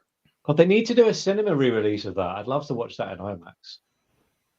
What Fifth Element? Alita first, as per the Obviously, article always that will Alita also first. be in Radio Chaos tomorrow. Yeah. Oh, Thanks, yeah. Mike, if Good you're old listening. Mike Reyes. Okay. Well, anyway, any more thoughts about the Master Chief? He's pretty badass. Yep. But all I can remember is playing like Halo 1, 2, 3, and ODST, and shooting a bunch of aliens. Oh shoot, man! I remember playing version 1 of Halo. Yeah, me too. I love That playing was co-op, way back. local co-op. I remember playing. Finished the Duke whole game in Nukem. a night. It was There you so go. epic. All right, moving on. RoboCop. This guy's definitely I guess you could call him Cyborg. an archaic cyborg, because compared to these others, he's not as powerful. Now he's pretty bad, I mean, he's kind of slow moving, though. He's pretty heavily armored, though, that's for sure. Well, to be fair, a lot of that was due to the limitations of the costume that the actor had to wear. Mm-hmm. They were going to have him be faster and more agile, but because of the weight of what the guy had to wear, they couldn't do that. Yeah. It's a stomp around. But when you think about it, if he's now this is 20th century. Well, I guess it was 20. There was a version. This came out a few years ago, wasn't it? So it wasn't. Yeah, I think there was one back in 2014 that had a version of him that was much faster, much more agile. Did they get a Still lighter really costume, tough. or did they do it in CGI? No, it was still a costume. Just lighter. Hmm. Well, anyway, this guy's pretty heavily armored. He has a pistol built into his right thigh, I guess, that he can kind of use. Well, it's holstered in there. It's not built into it. Well, yeah, it's holstered. Oh, I need to play that RoboCop game that came out. Yeah, it's That got looked really really good reviews. Yeah, it looked fun. And of course, this guy, he's that's right, Lee. To be fair, now if we're going to pretend like this is reality, then I would say that it was because his technology is not where Alita's is for sure. But he's still formidable. I mean, he definitely, since he's so heavily armored, it's going to be hard to take him down. He is a policeman. He's actually a guy that was, I guess, clinically dead. He got killed by, I can't remember the name of the villain in that movie, but Boddicker, I think his name was. Yeah, that's right, Boddicker. And Clarence Boddicker. Ah, yes. And they kind of revived him and put him in this body, and he's, gosh, I remember that scene at the end where he shoots a guy and the guy goes out the window, and I guess one of the guys, the chairman of the board or something, said, "What's your name, son?" And he turns around and he tells him his name. I can't remember what he said it was. Murphy is his name. Yeah. So, yeah. Now he can be repaired, but somebody has to repair him. He has to have a mechanic that would repair him. But he can definitely be repaired, So that's the problem with most prosthetic bodies. They don't have a self-repair system. That's right. And certainly his only weapon is that pistol, I think. So that he carries, that he has holstered in his right thigh. So well, it's his standard weapon, but he can pick up other weapons and use them. He can use other weapons like guns and stuff, but he doesn't have an inherent weapon except for the holstered pistol like Alita has, or say Genos has. I've got a 1/6 scale Robocop, and he's got this massive rifle that's like as tall as Alita. Yeah, that's an anti-material rifle he used. Mm-hmm. Yeah, I know. I Robocop 2. Yeah, that's epic. I need to do a photo shoot with that with it Hot Toys. Yeah, Vladi, when you put those images out, I like to download them, and if it's okay with you, I like to make videos out of them. So of course, mate. I always credit you with that too. By the way, you of course, you can do that. Yeah, you and I guess Alex Lita. He doesn't do quite as many as you do, but he's. I credit you guys every time I use your stuff, so. Yeah, just appreciate you getting Alita out there. I'm too lazy to make videos myself. It's not that hard, Vladi. I know. And I've got so much spare time just moping around.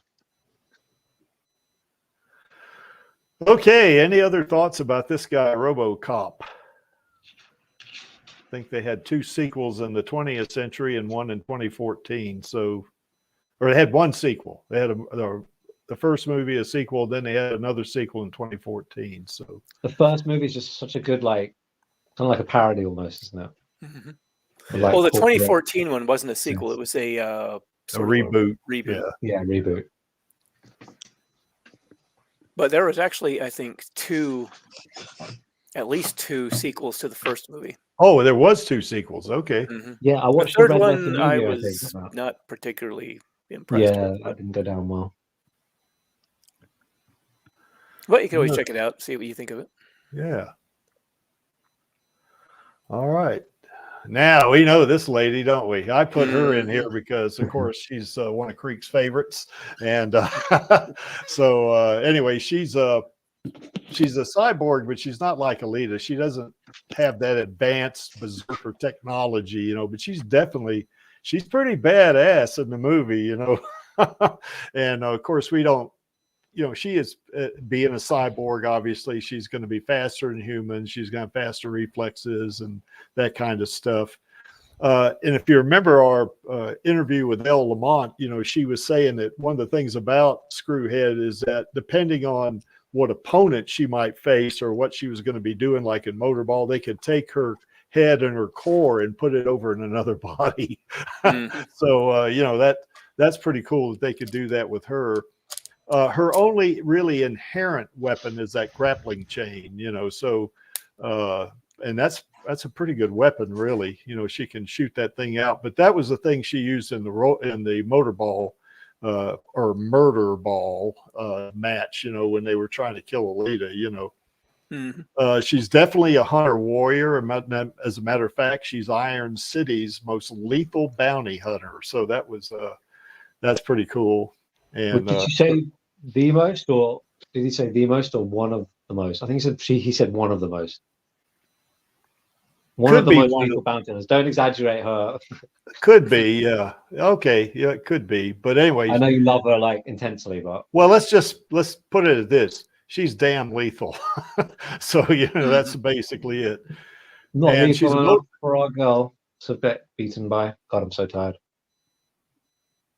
Well, yeah.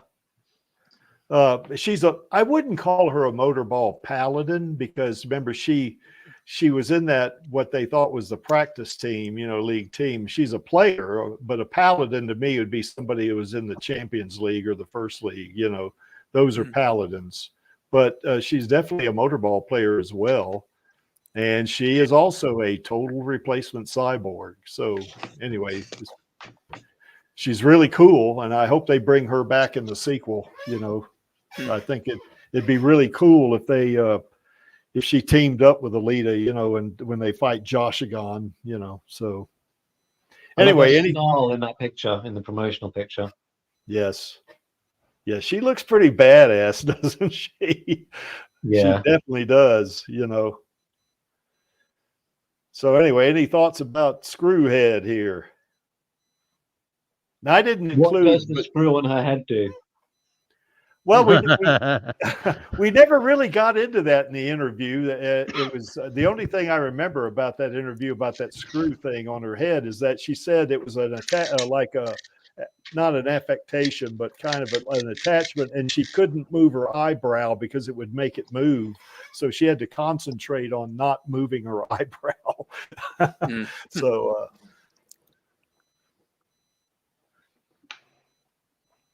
anyway, the Creek put Screwhead in there because that's one of his favorite characters in the movie. So there you have it. Any other thoughts about Screwhead here? Yeah, because we're approaching 2 hours, so we might want to pick it up a little bit. Now here's yeah. Now here's another one. That Terminator guy. Of course, we know a lot about him. This is Arnold's character, and there were other Terminators, obviously. But to me, this guy was kind of slow. I mean, he could kind of run faster than maybe a lot of humans, you know. Now the T-1000 could run real fast. I mean, he can run. He was chasing him on a motorcycle, if you remember. But I was just kind of thinking some of the lack of speed could be attributed to the fact that the endoskeleton underneath all that living tissue, yeah, if it goes all out, it would damage the living tissue. Probably, yeah. That's a good point. Yeah, because that endoskeleton is much tougher than the flesh that was covering it. Yep. Well, in that regard, maybe he could run pretty fast. If he disregarded, you know, okay, I don't need to worry about the skin. If he's willing to damage his disguise. Yeah, I want to achieve this objective, so I'm willing to run so fast it'll even mess up the skin, you know, or something like that. But this critter right here is pretty durable. I mean, he took a lot in that first movie, particularly. Well, even in all the movies that I've seen, this thing takes a lot of punishment and keeps coming back, you know, and it keeps going, you know. So that's kind of typical of a lot of cyborgs. Now, the big difference here on this one is this guy's got a CPU for a brain. Now, he does have living tissue outside. So for me, whether you call him a cyborg or not, I'm not sure about that. Well, I would say he is definitely a cyborg because it is a blending of flesh with machinery, but unlike a human cyborg, it's where you have a human who has mechanical augmentations attached. It's a machine with flesh over it. So it's not really like a traditional cyborg like we're used to. Well, they do call him a cyborg in the movies. But yeah, because like I said, it's human tissue, even if it is cloned human tissue that's been attached to a machine chassis. And much to Maxie's chagrin, I think the Terminator is that's in the Alita universe because they picked up his hand in this. Ito picked up his hand in the scrapyard. So I know they say, well, we just put that in there to kind of be cool or something like that. Okay, no, you put it in the movie, and now that's in the movie, and now that's part of the universe. Well, I have a little bit of trouble figuring out how that would fit though, because if you've got a nuclear war that nearly wipes out humanity, you have Skynet. Yeah. Then you wouldn't really have all the other stuff that came after. Well, we don't know what would come after, do we? So no. A lot of rebuilding is what would be coming after. Yeah. So I don't know. Alternatively, Terminator exists as a pop culture thing, and someone really wanted a Terminator-inspired arm. Mm-hmm. That's right. Anyway, the Creek just likes to kind of mess around with things like that sometimes. Oh, yeah. So, so anyway, like I say, he's got that hyper-alloy combat chassis that is extremely tough. Yeah. Now, I do think that Alita's plasma weapon would slice right through that. It could do some damage. Her Damascus blade would definitely slice through that. Yeah, maybe not real easily, but definitely do some significant damage. Well, with that plasma engulfing it, though, who knows? I mean, it went through Gorishka pretty easily, I think. Now, this might be tougher, on this guy. Something tells me that this Terminator is tougher than Gorishka. I don't know. That's just my gut feeling. I might be wrong about that. Well, the battlefield they're designed to survive on, they do face humans who use energy weapons as well. So yeah. Could be that there's been some modifications made to them to allow them to survive a energy weapon style attack. Yeah. Or at least have a better chance of surviving an energy weapon attack. Yep. But he does have a computer for a brain. So there you have it, In that regard, he's kind of like similar to the Imaginos Alita, isn't he? Although he doesn't have the capability of that, but he's got a brain chip, I guess. He's got a brain chip and an outer fleshy part like Zalamites. Yes. Except their skeleton's still mostly normal. Yes. Okay, any more about this guy?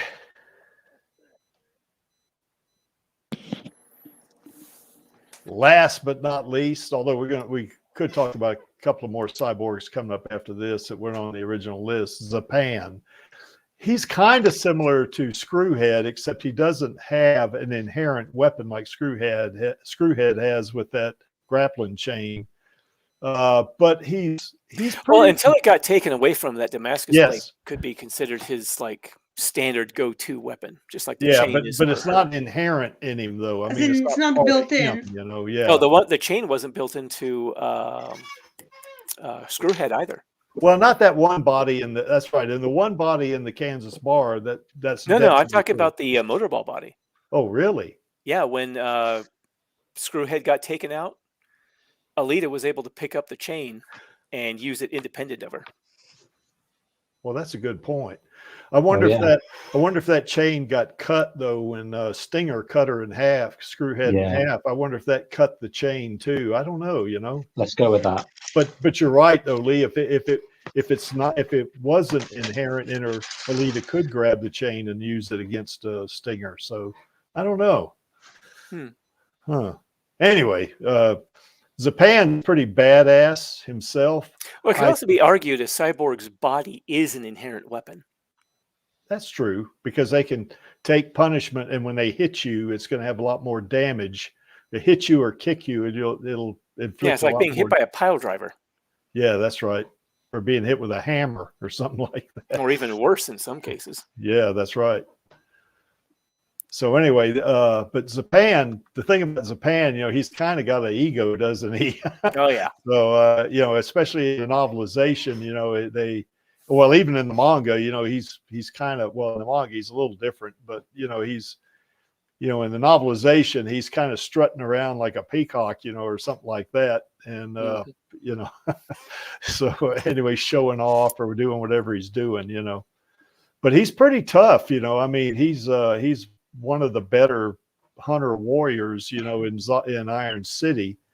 And once again, he's a total replacement cyborg as well, you know. Mm-hmm. So, but as we saw when Alita fought him in the it wasn't much of a fight really, but in the Kansas bar, she was in her doll body, which was probably the least powerful body that she's in, you know, in the whole through the whole thing almost. And she just really just beat his butt. I mean, he was no challenge for her. And even though he was armed with that Damascus blade, she had no trouble beating his tail. Mm-hmm. so, you know, that maybe speaks highly of, you know, maybe Alita's abilities, but, you know, but he's still pretty tough. I mean, he's a successful hunter warrior or bounty hunter, you know, so. Anyway, I like Zapan. I can't wait to see him in the sequel. You know, when he becomes Zerker-Pan. Boy, that's going to be great. And I want to see. Brian can't wait to come back as well, as he said. Oh yeah, man. To Japan as soon as possible. Mr. Cameron, hurry up. Yes, no more indeed. faffing around with bloody more Terminator movies. That's such a joke that he's thinking of doing that before Alita. Yeah. And of course, it could be now. Is Terminator's not a Disney franchise, is it? No, I don't know. Does Paramount have it, or does I think it might be 20th Century Fox? I mean, it might be 20th Century. I'll have to look. I'm not sure. I don't know who owns it. I don't think Cameron owns the franchise, does he? Well, I mean, if it was 20th Century Fox, then it would be part of 20th Century Studios, which is certainly Dark Fate wasn't just 20th Century Studios, I don't think. I think it was Paramount. Yeah. I'm not sure though. Yeah, I think you're right about that. So maybe he's doing the Terminator movie because it's not a Disney property, so he can do it, and Disney won't let him do Alita yet. Maybe. I don't know. Yeah, interchangeable face. Yeah, he certainly had that at the end of the movie, didn't he? So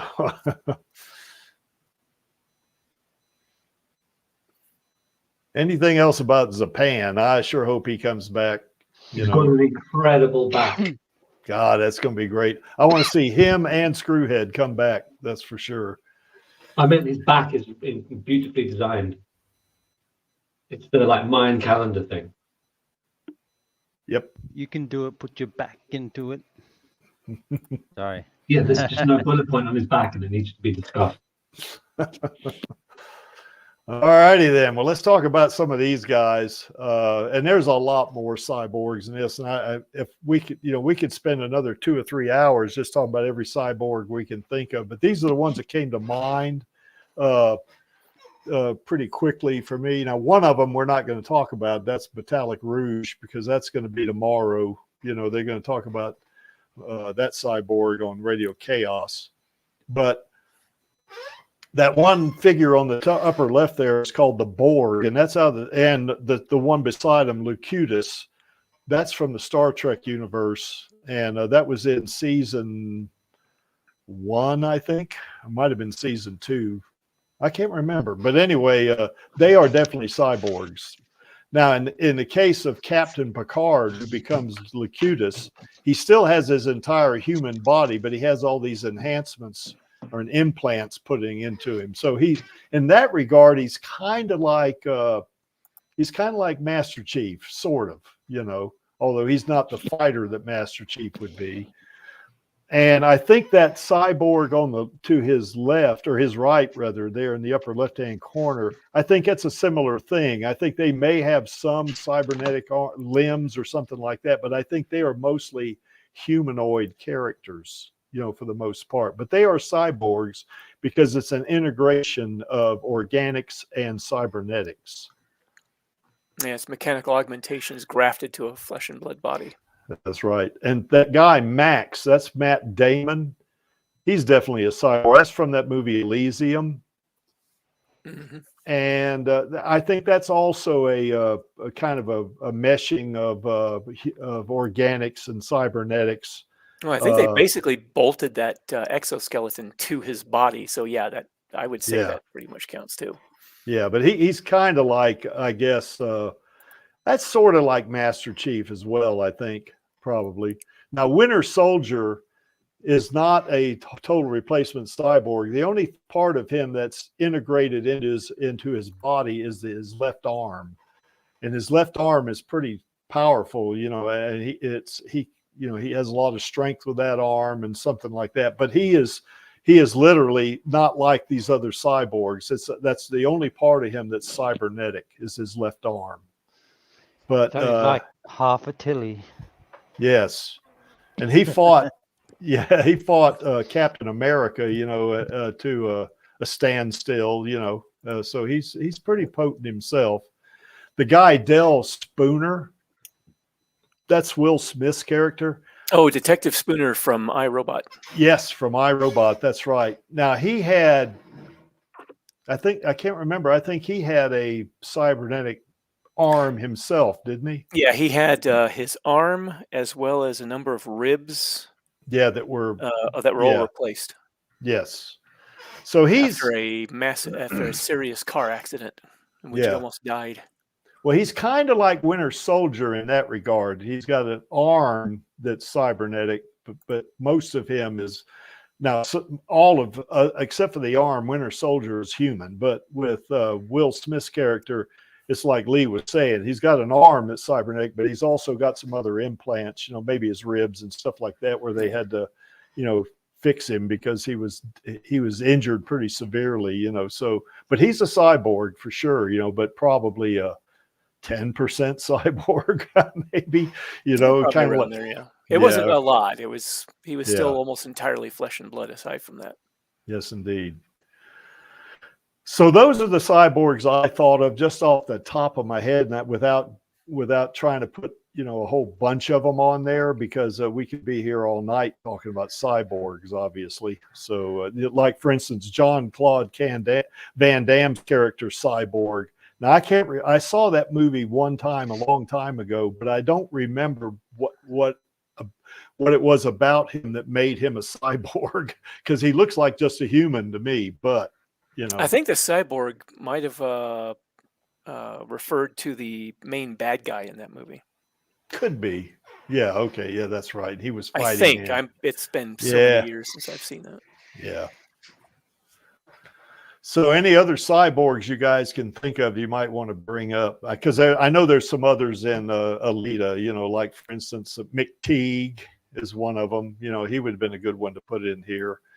And there's Kanuba and all those guys, you know. Well, Joshigon.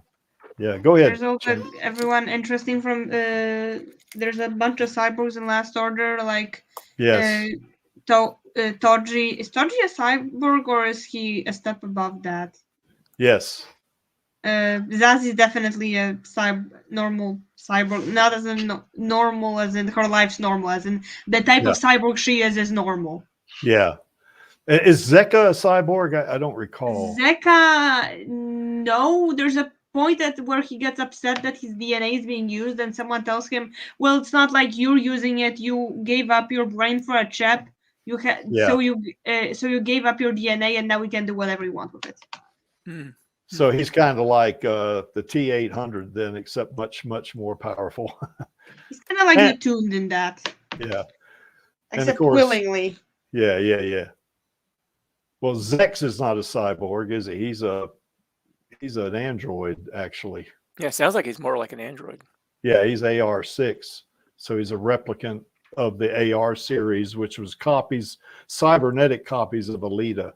So, because I know in the manga, Alita, they call her A1, don't they? So, yeah. Or at least Bigot Eisenberg calls her A1, you know. So anyway, any other cyborgs you guys can think of? The only other character I could think of is not a cyborg, it'd be Data, but he's an android, so he wouldn't qualify. So what about our days cyborgs in the Alita army? Maybe Tilly, or maybe Schmendrick 19 with 2 artificial knees, or or Maxie. Maxie is he's a 1%. Yeah. random thing that came to not random, but not the type of cyborg. Peridot from Steven Universe. Yeah. Yeah, it just not came to from, my mind and I had to say it out loud. yeah, not from the pretend universes. They are actual, they're reality cyborgs, I guess. So, yeah, Tilly. That's in the fictional cyborgs category, not the real Alita Army cyborgs category, but Turtles from Steven Universe. I hope they put Tilly in the sequel. That'd be great. You know, she could just have a spot, you know, just like a cameo, you know, and, you know, maybe I've said this before, you know, maybe Alita comes back out of the clinic and she opens the door and is going out and you see Tilly walking in, you know, to be treated by Doc Ito, you know, or something like that. That'd be kind of cool. Yeah. Yeah. They've got to do that. Maybe even give her a line, you know, I mean, she can deliver a line. Tilly's great. She's gonna have a TV show in Los Angeles at some point. Oh, really? Work it out. Yeah. Oh, cool. Her agent's been teasing it for ages. Hopefully they'll work it out. Or have her be one, or have Alita interact briefly with one of her fans before or after a match, and have Tilly play that fan. Yes, exactly, something like that. Yes, yes, indeed. Any other cyborgs? Pretend cyborgs? Is the Stellar Blade Eve? She's kind of a cyborg. Is she a cyborg? Well, I think she's a human, but she's got like cybernetic parts attached to her. Oh, does she? So I think they're just calling her a human, but really she's just they don't want it to be too much like Alita. Maybe she's a 5% cyborg then, something like that. Yeah. Yeah, they haven't released that game yet, have they? No, it comes out in like a couple of weeks or a week or something. Oh, okay. Oh, there's one that comes to mind. What's that? I cannot for the life of me remember his name, but he's the main character in Full Metal Alchemist. I've never seen that one. Is that a game or is that a movie? It's an anime. Oh, an anime. Okay. I've not seen it, but I've seen it around a lot. Yeah, I'm trying to remember the character's name, and it will not come to me. But he's got an arm that was replaced after an alchemy accident disintegrated his other one. Ah. Oh, witches count too? Then there's Ada from the Owl. Wait, no. Yeah, no, she doesn't have like a fancy prosthetic. She has a hook, so that doesn't count. Well, there's Lieutenant Ratchek from what is it? Starship Troopers. Oh yeah. Yeah, but he was he just had an arm, a prosthetic arm, I guess. So I guess technically you could say he's a cyborg. So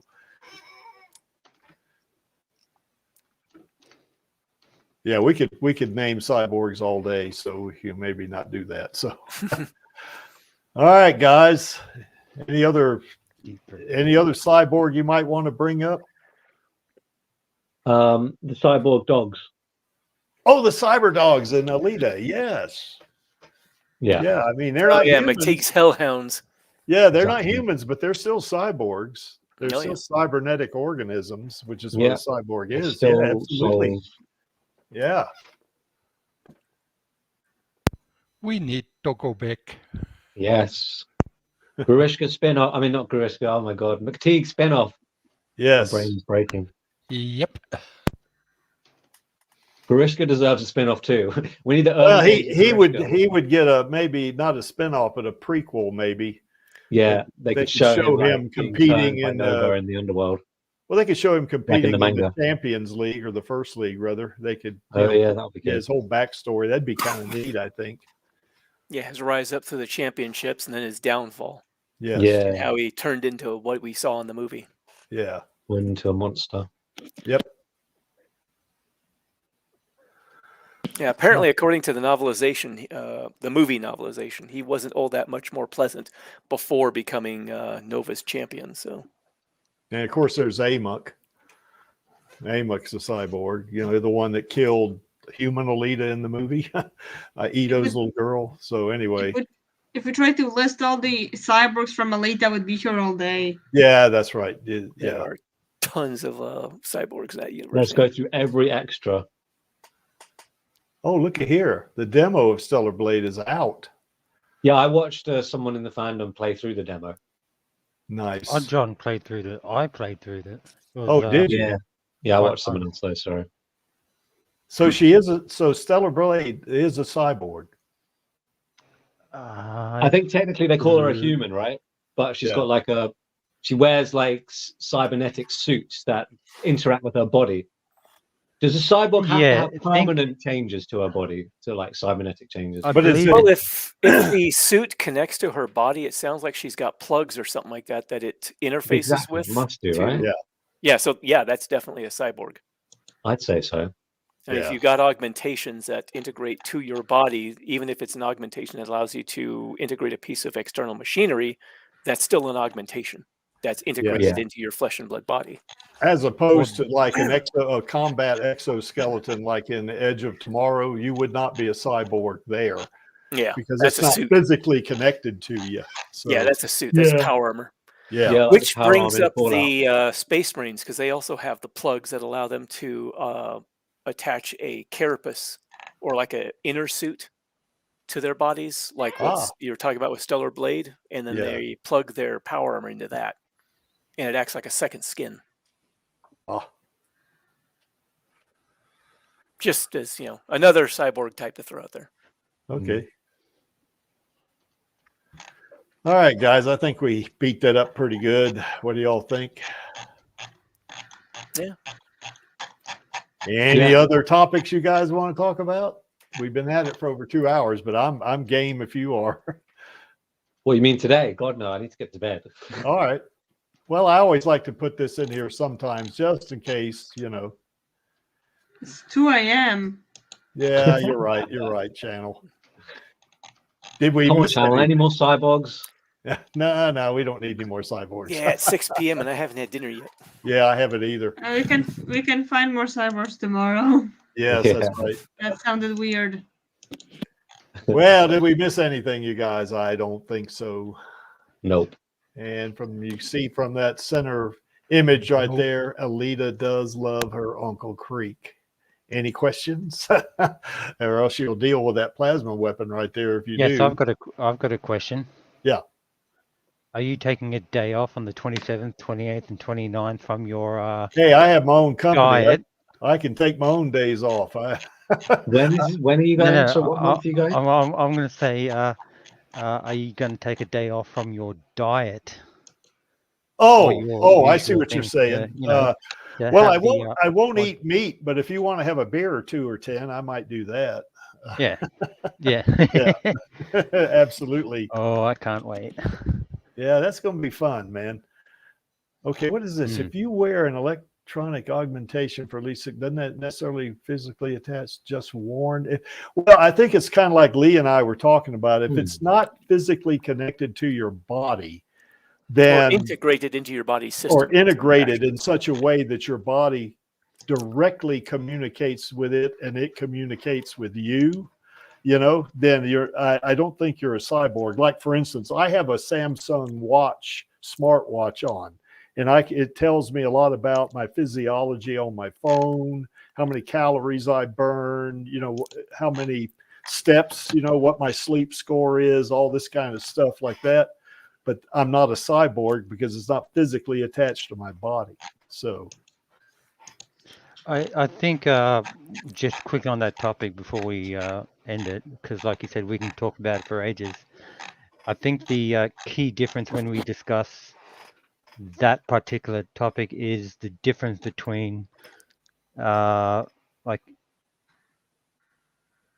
for lack of better terms, integrated and interchangeable.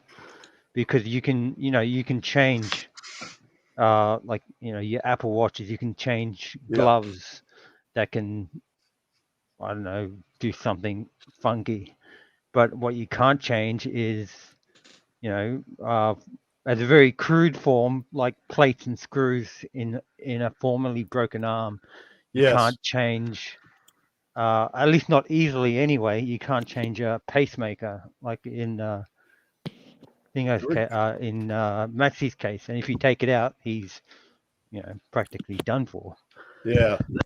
Well, I mean, if you did interchange anything like that, well, it wouldn't be interchanging. You'd have to do surgery and replace it, wouldn't you? Is basically would be it. So, but it'd still be like it's not, yeah, that's right. It's not plug and play, is it? It's In fact, that's a good way of putting it. I guess is it a plug and play sort of thing, or do you have to like constantly interact with it to improve your quality of life, etc.? A very deep rabbit hole that requires a lot of patience, intelligence. And some of us just want to, you know, admire the uwu. Well, you don't need any enhancements to admire uwu now. No, Alita doesn't need any. Yeah, She's that's got it right. naturally. Well, anyway, Vladi, as you can see, Alita's my niece, and anybody that wants to start up something with her has got to come through me. So, and the rest of her army. You need surgery. You don't slide, do a guy with a surgeon game. Yes. Yeah, don't do that. Yeah, that's right. Or what was that old game back in the 80s? Operation? Yeah, where you pick stuff. Yeah. Just because you're good at that game doesn't mean you can perform surgery. So, yeah. All right. So anyway, here's our queen right here. And she brought Alita to life. We all know that. And of course, there's kind of a lot of uwu there, isn't there? And, you know, she's #1 in the Creeks book in terms of being an actress. So, you know, and yeah, I mean, we are so fortunate to have had her to play Alita, that's for sure, because she just knocked that one out of the park in terms of a performance. And I want to give shout outs, of course, like I do every week, to El Lamont and Jesse Fisher, because they brought Screwhead to life. And as I said earlier, I want Screwhead back in the sequel as well. I want to see them team up, Alita and Screwhead team up and take on Joshigon, you know, and the rest, we know what the rest of the story is probably going to be like. And like I say, every week, these three ladies are really professional. They're good at what they're doing. Yeah, can't see who's standing behind her there. Yeah, that's right, bad man. That's, you know, somebody hiding from the camera, I guess. It's probably from someone from the Maze Runner, or maybe, I don't know, maybe it was later than that. Or it could be someone from Divergent, maybe. Or if that's a San Diego Comic-Con, that might be somebody from Alita even. Yeah, it could be actually. Yeah. I don't think it's Maze Runner or Divergent. No, she looks older. She would have had a shaved head. Yeah, that's right. Ah, of course. God, I'm losing my touch. But anyway, as I say every week, these three are really good at what they do, but it sure doesn't hurt that they're pretty, because they really are pretty. So anyway, we're so lucky to have all three of these in Alita, that's for sure. What is this? Probably two people beside her. I don't know. It looks like a right hand and left hand. I don't know. Maybe. That's what it looks like to me. It looks like two person standing on either side of her with their hand over her shoulder. Yeah, the one on her left shoulder, that looks like that could be, oh, I don't know. The one on the right shoulder may be a male's hand, and the one on the left might be female's hand. I don't know. Jeez. You can't tell a hand from a male or female or whatever. Yeah, the hands they are look different. similar enough. They could be same persons, because the one on the left is visibly darker, but that just could be weird lighting. Yeah, that's right. I've found the original photo, and there's no extra photos, so I can't identify who they are. Sorry, guys. Oh, well. So anyway, the hands will remain a mystery. We want to see these three ladies again on the screen. That's for sure. The big screen. So, all right. Angelus, you going to be the host tomorrow? Is it you or Maxie? Because Maxie, I think it's still, I'm going to ask if Maxie can still do it on the off chance, because I don't know what's going on with my headset. Like, since I only have the one, I interchange it between the PC and the PlayStation.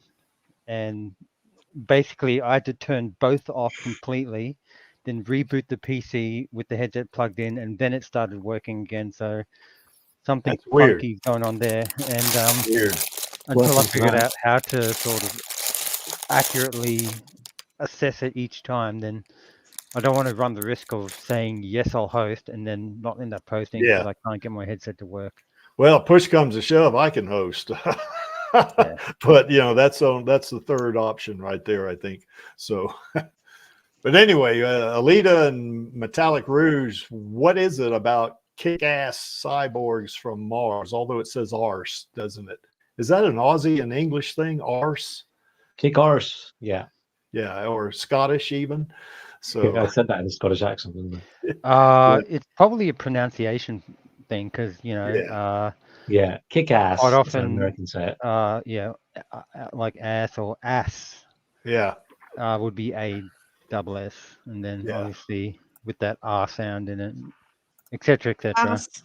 we all have challenges with English. Us Americans definitely do, but we all have different ones, don't we? So